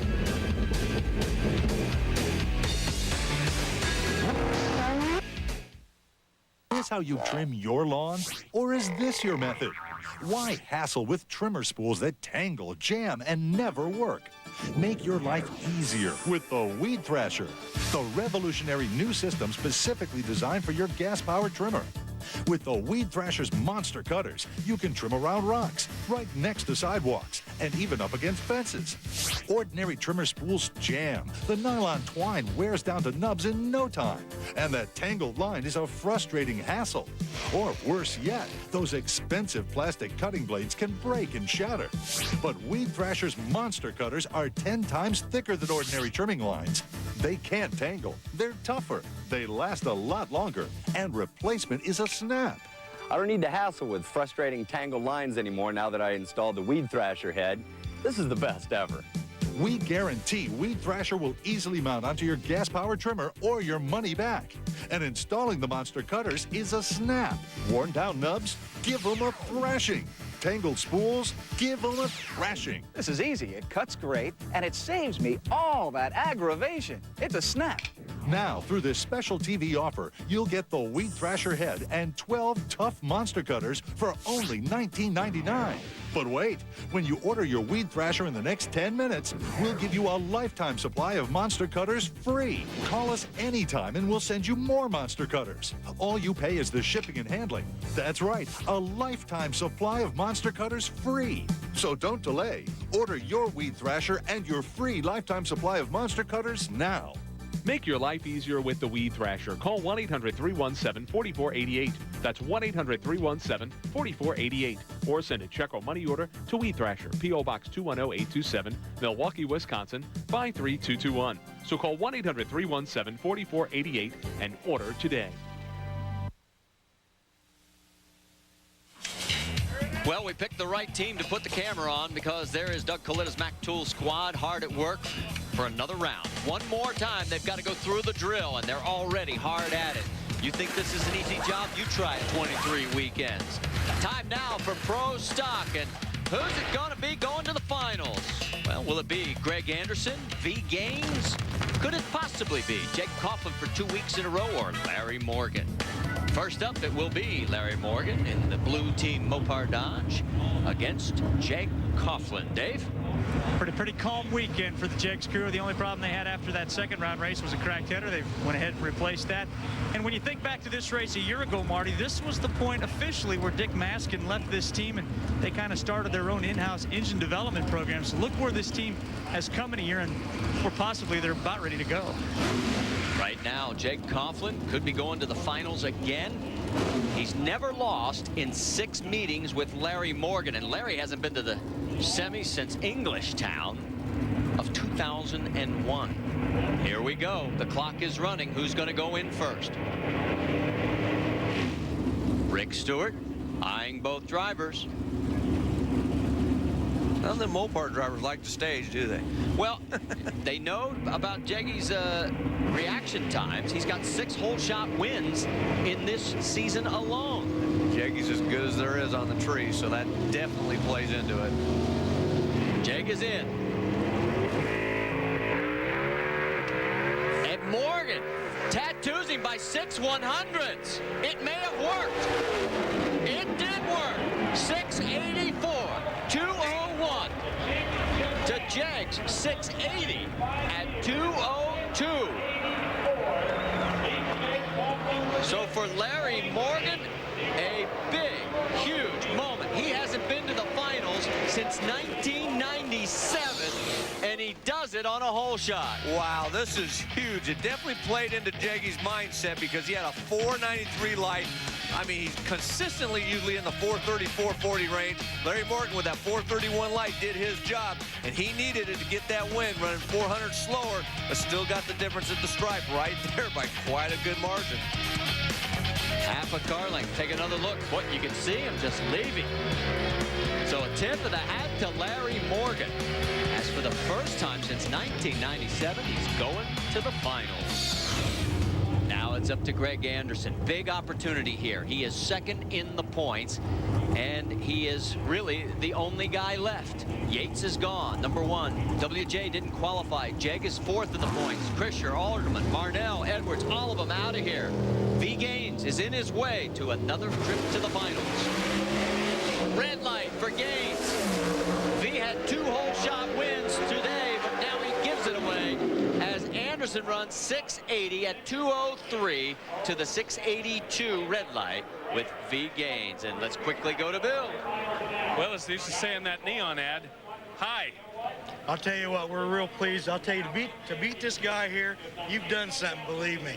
And it's just our, hopefully it's our lucky day. We're going to have Greg Anderson. I'm just happy for all the Mopar guys, all the guys that work for me. The guys who work the shop, they work real hard. The guys that are working here, and I'll tell you what, I just couldn't be any happier. I'm looking forward to the finals. It's been a while since I've been. Do you remember how long it's been? I was in the final here in '91 with Darrell, so I'm just happy to be here. Thank you. His last win was 1994 at Englishtown. How about Pro Stock Bike now? Matt Hines, Sean Gann, Angel Savoy, and Craig Treble getting ready to square off. And looks like our first pair has already got the engines lit. Matt Hines and Sean Gann. There is Matt. He's going to be over in the right-hand lane. He has 44 trips to the finals. Sean has 5. But again, watch the tree, because so many times we've seen the tree come into play in Pro Stock Bike. Sean Gann had lane choice, took the left-hand lane. Actually ran a little bit quicker than Matt Hines. Had a very good light last round, but Sean Gann's usually a little inconsistent. But if he can nail the tree, this is going to be a good race. Last 2 times these guys met, Gann has won them both. Gann has a 3/100ths advantage at the stripe. And the win light goes to Matt Hines as he drives around him. 7:12, 188 miles an hour to a 7:16. Let's check in with Bill. The debate has been raging, Greg Anderson, as to what driver is going to take control of the second half, start stringing the rounds and the wins together, and you seem to be on the threshold. How about that? I can't say enough about my guys, Pat and Mike. Awesome job. Ken Black, thank you so much for the opportunity. I am living life, buddy. I am just living life. This is cool. If he wins this race, he goes to the top of the standings. Let's go back and take a look at Matt Hines. Well, Matt Hines didn't have a very good light. 455 in Pro Stock Bikes, not really good, but he luckily had that Vance and Hines horsepower as we watch him traverse down this right-hand lane. Does a good job. And there's a bump right there at the transition. They've been having a little bit of problem, but it went pretty smooth over there. It looks real nice and clean there, but Matt Hines needed all of that horsepower to get that win by 13 thousandths of a second. Take a look at the lanes in Pro Stock Bike. Right in the lane of choice. That's where Angel Savoy is, Dave Reef. And she said that on the radio at the end of her second round passes, she thought she blowed up the motor. Well, after getting back, they figured out it was just an ignition problem. It actually quit at about 6.75 seconds, so they figure it robbed about 210 mile an hour. So George Bryce replaced all that, looking for a 7-0 pass here. Angel taking a nap at the line, and it's over. Treble runs a 7:15 at 186 miles an hour, and he has now beaten Angel the last 3 times that he has faced her. And he is pumped about it, Dave Reed. Well, for George Bryce, we thought it was ignition. We got that thing fixed up. Talking to her driver right now, didn't sound like that ignition was much better right there. Yeah, we put the new ignition box on, and it sounded good over the truck, so obviously we didn't fix it. That's just the way it is with electronic components, you know. You think you fix it. We thought it was the engine, but it wasn't, and hey, keep going to the semis. That's all we can do, you know. Sometimes you go to the finals, sometimes you win. I'll still leave with the points, Bill. Speaking of points, Matt Hines beginning to make his climb here.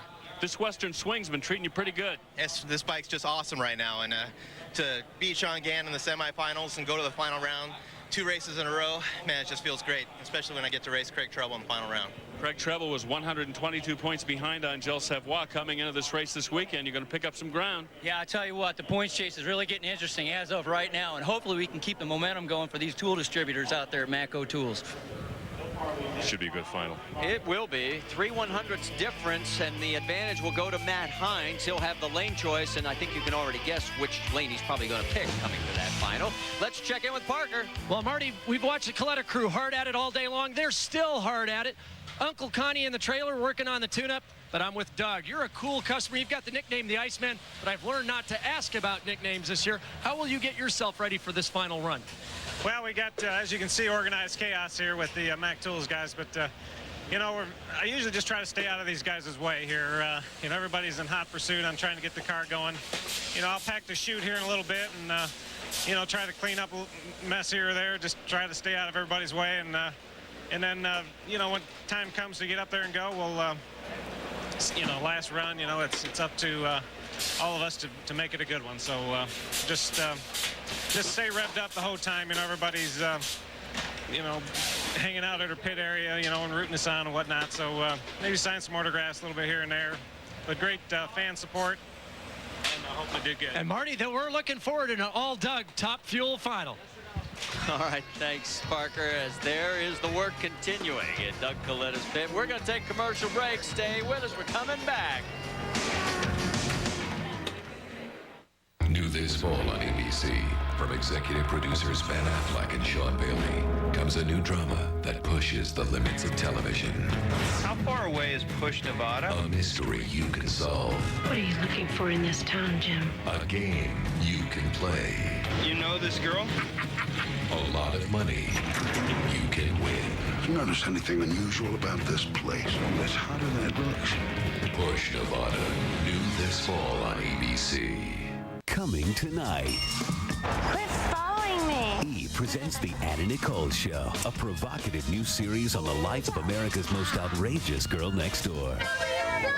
You'll hear Anna Nicole on limitations. I can't eat over $600 worth of food. And on feng shui. Pink curtains, pink bed, pink everything. The Anna Nicole Show. It's not supposed to be funny. It just is. Premieres tonight at 10. Say yes for pink. Only on E! If you want a whole world of fun in one place, make tracks for Six Flags Great America. It's the one place for everything from wild thrill rides to cool water adventures. And only Coca-Cola hooks you up with the refreshment it takes to live every moment of it. Grab a Coke and save $7 as you take on the world's tallest, fastest, suspended looping boomerang coaster, Deja Vu. The newest of 12 intense coasters. Big cool down with a splash. And through it all, there's plenty of icy cold Coke to quench your thirst for fun. So grab a Coke and save $7 at Six Flags Great America. So big, so close. Well, we have had a lot of upsets here at Infineon Raceway at round 15 of the NHRA Powerade Drag Racing Series, but one of those upsets does not include John Force. Dave Reed. Marty, about the only people upset about John Force is everybody else in this funny car class. You know, regardless of the outcome in today's final round, John will lead Sonoma as the points leader, and he will do so for the 12th time in the last 13 years. As far as chasing Ron Capps in this final, boy, there's some overwhelming statistics. 27-5 career advantage over Ron. He's beaten him 7 straight times, 19 in the last 20. I got to tell you, Marty, there's not a lot of news down here. This car is thundering on all 8, on all 7 of their passes, and Austin Cole says he's not going to change a thing, going to let John go out there and do the thing that he does best, and let's continue to win races. Thanks, Dave. We've got to take another commercial break. Stay with us. When we come back, it will be time for all 4 professional finals. There's the Mac Tools camp still working hard.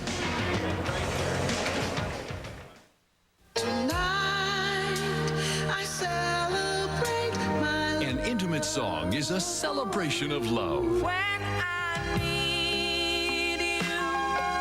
Now get Touched by Love, a new 36-song collection of the most popular soft rock hits. Darling, if you want me to be closer to you, I love you. You'll feel the magic of love in every song. Sometimes when we touch, the honesty's too much. I go crazy.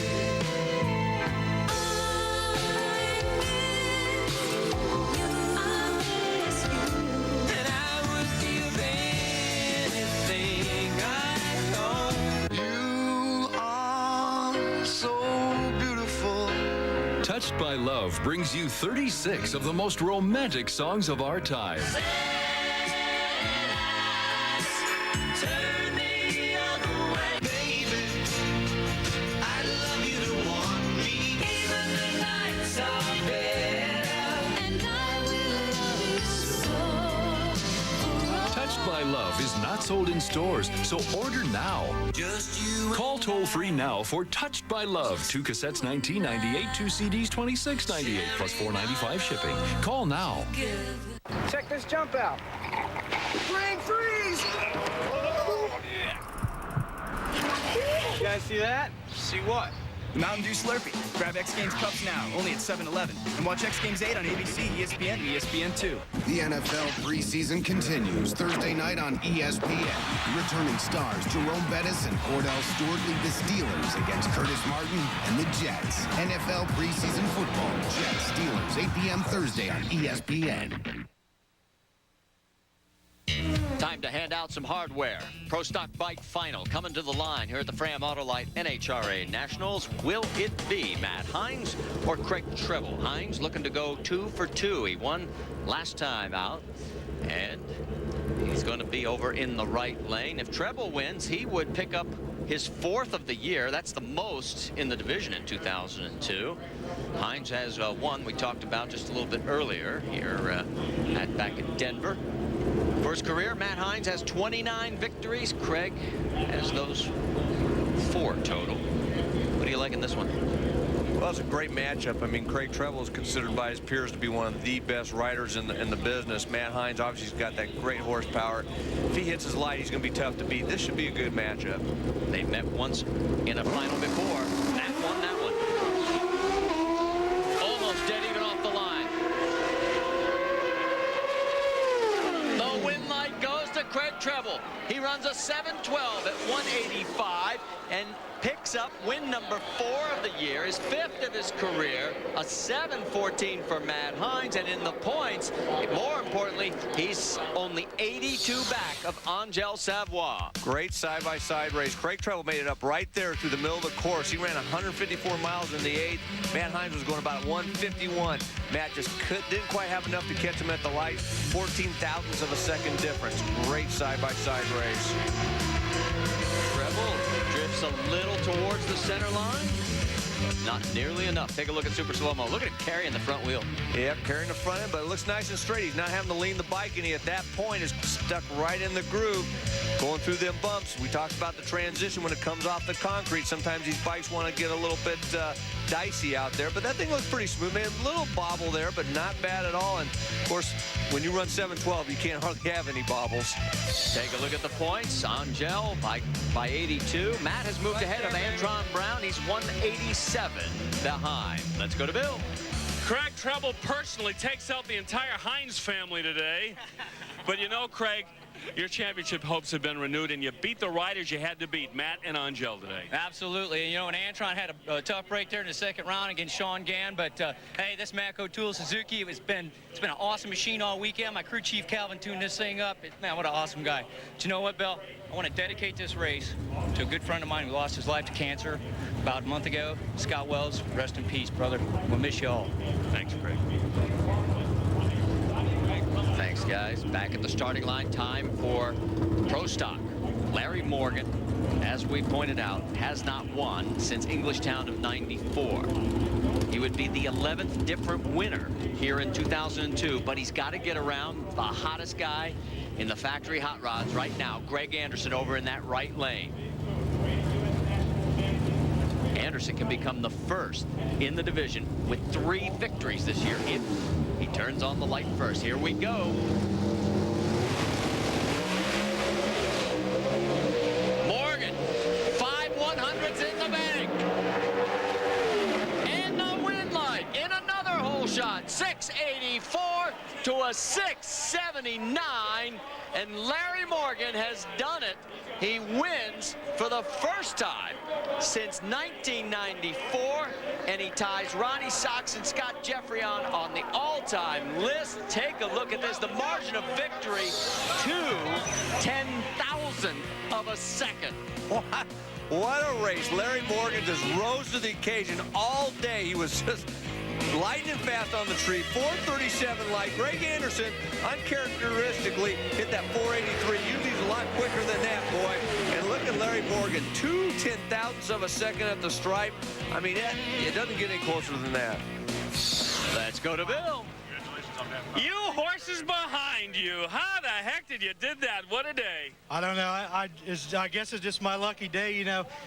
Thank God for Mopar, all my guys who work the shop, everybody that works for me, all the guys that were here, Doug and Gator. I mean, without all those guys, and especially Mopar sticking with this program, you know, this Hemi program is awesome. And one more guy I got to thank, you know, Bob Glidden helped me straighten this car out. I'm just happy for that guy. Thank you. What a day in Pro Stock.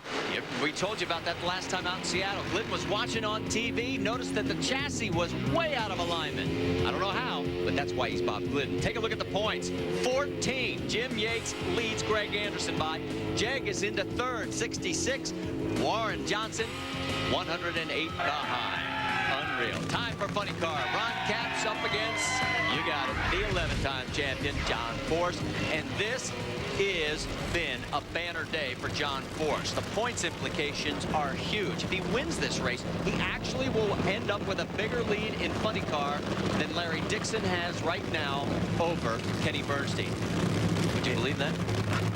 Well, a couple races ago, I sure wouldn't have believed it. I mean, Larry Dixon goes in a 259-point lead there for a while, and then, you know, but John Force has done a great job. That car's been very consistent, as this car has. They struggled in qualifying, Ron Capps and crew chief Ed McCullough, but they got it together on the last qualifying session, ran that 494, and then they've been on a string all day. Now, if I'm Ed McCullough, you know that Castle car's been running awfully good, but you know you don't want to smoke the tires against him. You want to go out there, try to run another 491, and let your driver Ron Capps, who's been on his game all day long, try to win the race for you. Well, there's one statistic that really jumps out. In the last 21 races, Austin Coyle and John Force have won 20 of them over Ron Capps.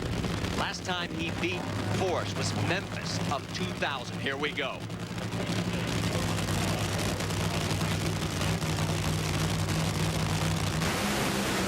Dead even. And the win light to John Force. A 4.953 to a 4.956. And for the 102nd time, John Force has got to find space on the shelf for another Wally Day. Austin Coyle, that's number 109, but it was all routine, right? Easy. Well, you know what they say. You know, sometimes you don't always get what you want, but sometimes you get what you need. And, you know, and that's what happened right there. You know, we certainly hoped we could have run a little bit better when it cooled down, but we just didn't have time to make the changes. Is there anything different that you guys did this weekend? Because it's been a long time since we've seen this car this dominant, time after time after time after time. Yeah, we quit having bad luck, and we've had a lot of it for a long time. Thanks, Dave. Let's take another look at this run. You saw the car was hurt at the far end. Like you said, they left dead even, and Ron Capps was actually 0.02 of a second ahead at half track. The problem was he was running 3 miles an hour slower than John Force at that point, which allowed Force to drive on by for the win and a great side-by-side race. Take a look at the updated points. John Force now leads Tony Pedregon by 99. It's 125 back to Gary Dencham, 154 to Del Worsham, and Whit Bazemore in fifth. Bill? In a great funny car final, John Force, you did it. Great team over there, but them guys coming around, Caps, he's trying to get right after him on that old Christmas tree down there. A little out of breath. They had a little fire down there in the lights. I thought, shit, he's going to drive around me. The old heap just kept trucking, burning, and tried to get up here to save Castle and board that budget. But I'm excited here to come here for Fram, Autolite, and everybody, and hot damn, needed that win. Need that for my team, need that win, need that 400,000 Powerade, and that's enough. That's enough for me for right now. My next country album will be called Truckin' and Burnin', Parker. Ron, that was one heck of a motor race, but it's hard when you're on the losing end. You said you just can't believe it. Yeah, I'm stunned. You look for that light. There's a little wind light on the guardrail a little ways after the finish line, and didn't hear him. I heard him right at the end, but never even saw him. And the car started sashaying a little bit, and that's when it's really wanting to haul the mail. And man, I was almost counting. You know, went through the finish line. And I said, oh, I don't see him. And then all of a sudden, I looked over. I saw his little wind light on the guardrail. That'll knock the wind out of you. But hey, we had a great weekend. The guys, you know, our Chevrolet Camaro was planted all weekend. We'll be all right. We'll go to Brainerd. Marty? Time for Top Fuel. Doug's going to win, but is it going to be Doug Herbert or Doug Coletta? Coletta has 8 wins on his resume. 3 of them have come here. You know, if you look at the numbers, you got to go with Doug Coletta. That car's just been so consistent today, but don't count out Doug Herbert. He can usually rise to the occasion in the final rounds. Herbert has 6 career wins. Here we go.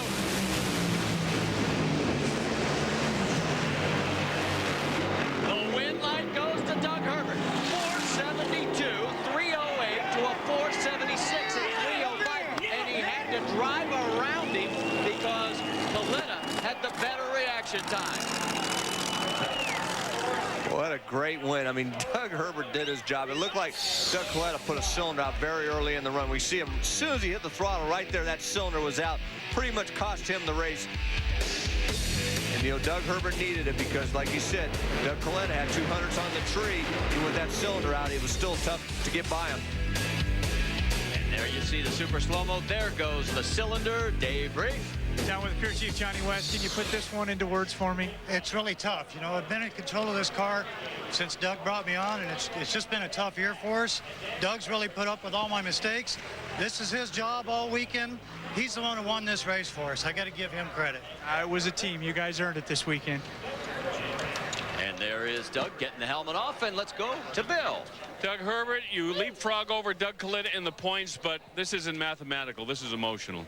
Oh, this is, I'll tell you what, this is great. We needed this win. Johnny West, first win as a crew chief. Wes Cerny's been over helping us. My Snap-on guys were doing a great job. Snap-on sticking in with us, and Powerade and Sears Point. Woo! If you know anything about drag racing, you know there are very few people unhappy about that man winning a drag race. Take a look at the points. You'll see that Larry Dixon's lead is 98 over Kenny Bernstein, on through to Tony Schumacher. Darrell Russell has taken over 4th. Doug Herbert has jumped to 6th, ahead of Doug Coletta, the man he just beat. Parker? Doug, you had 200s off the tree, but you lost the cylinder early. Yeah, it was a heartbreaker, but, you know, the Mac Tools team, we come a long ways this weekend, and we're hoping that, you know, we just keep some consistency going. We're just happy to be in a final. So we'll get them the next one. And we've got to take one more commercial break as you take one more look at Doug's problem as he went down the track. There's John Force being congratulated by Ron Capps. We'll wrap things up from Infineon Raceway here when we come back.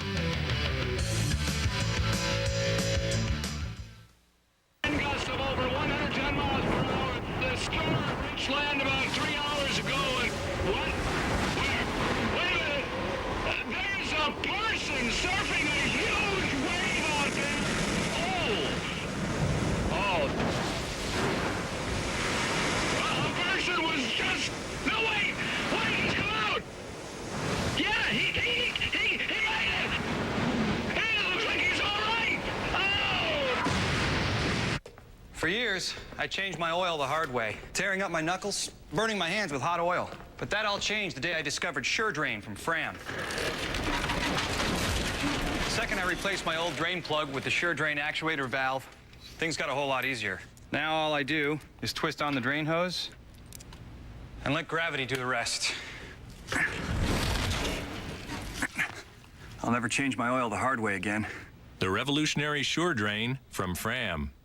Kenny Bernstein, 6-time NHRA world champion with over 500 career victories. When you've won it all, where do you go from there?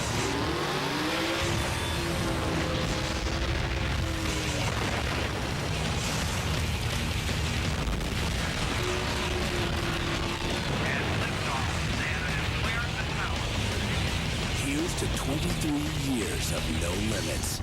Go Kenny, go Kenny. $5 Condor, right? Yeah, let's see if you can make it up the curve, Condor. Come on, Condor. Make it to the curve.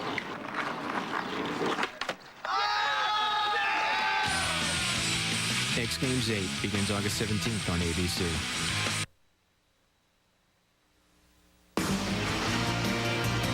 Today's Speed World event, final eliminations of the Fram Autolite Nationals, brought to you by Powerade and Budweiser, delivering beer at its best with the crisp, clean, and refreshing taste known only to the king of beers.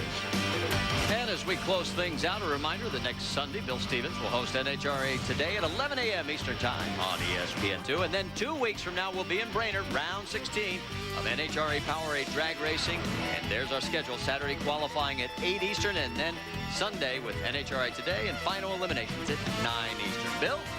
Oh, what a wacky weekend in Pro Stock. Warren Johnson doesn't qualify for the first time in 15 years. His old crew chief needs to win the race to take the points lead and loses to a guy who hasn't won in 5 years. Tapes of this show will be sent to the Center for Psychic Research, and maybe they can figure it out. Dave Reef? Well, Bill, if the funny car competition thought they had a chance, they may have seen that chance disappear today. For 14 races, they had a chance to hold the 11-time champ down. They weren't able to do it, and they may not have that chance again. As you saw, Camp Castrol has hit its stride. Talk about the perfect time, the start of the stretch drive. To Parker. Dave, after witnessing Larry Dixon dominate the first half of the Top Fuel season, at the end of the Western Swing between he and Kenny Bernstein, only one final round appearance. The spoiler, Darrell Russell with 2 event wins. Top Fuel, the battle's definitely heating up. And as we wrap up things in Pro Stock Bike, Craig Treble has narrowed the gap, but they have fewer races. They really only have 5 more races to go. Yeah, and they did a great job, and it's going to be an interesting race to see if Angel can get that thing turned around, and Craig Treble is going to give her a good race for the rest of the season. Well, that's going to do it for us. We're glad you joined us today here at Affinion Raceway. For Mike Dunn, Bill Stevens, Dave Reef, and Parker Johnstone, and our entire ESPN crew, we say so long from the West Coast Swing and the Fram Autolite NHRA Nationals. RPM tonight's coming up next. That's going to do it for us. This has been a presentation of ESPN, the worldwide leader in sports. For more, log on to ESPN.com. We'll see you in 2 weeks from Brainerd, Minnesota. Good night, everybody.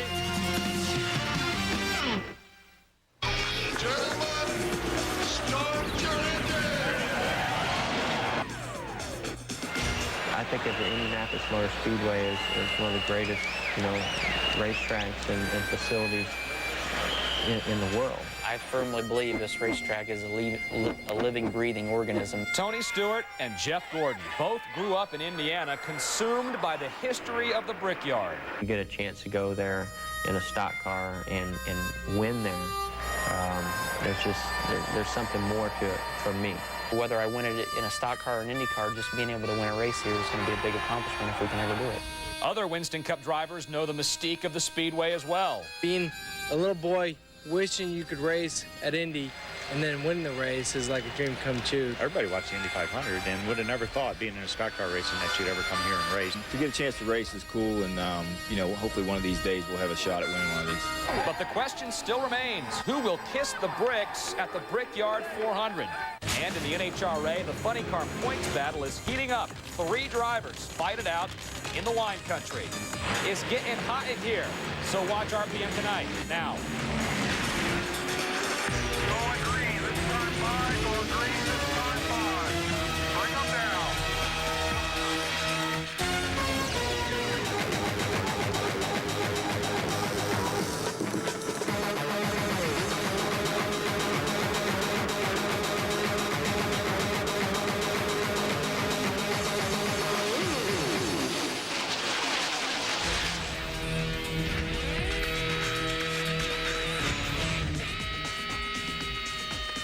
Welcome, race fans. Thanks for tuning in to RPM tonight. I'm Whit Watson. You'll be up to speed in 30 minutes. According to NASCAR, the more than 275,000 fans on hand for Sunday's Brickyard 400 purchased 375,000 12-ounce bottles of water. That's 35,000 gallons of H2O, enough to fill the gas tanks of 1,590 Winston Cup cars. It's a fun fact and proof that it was hot in Indy on Sunday. The question was, which driver would beat the heat at the Brickyard 400? Tony Stewart had the pole, seeking his first ever win at the Speedway, trying to add the Indy win to his resume after a track record in qualifying. Interesting incident around lap 36. Jimmy Spencer got into the back of Kurt Busch and spun him. Spencer said he didn't mean to, but Busch waited for Spencer to come around under caution and let him know where he could put his good intentions, and this got Busch a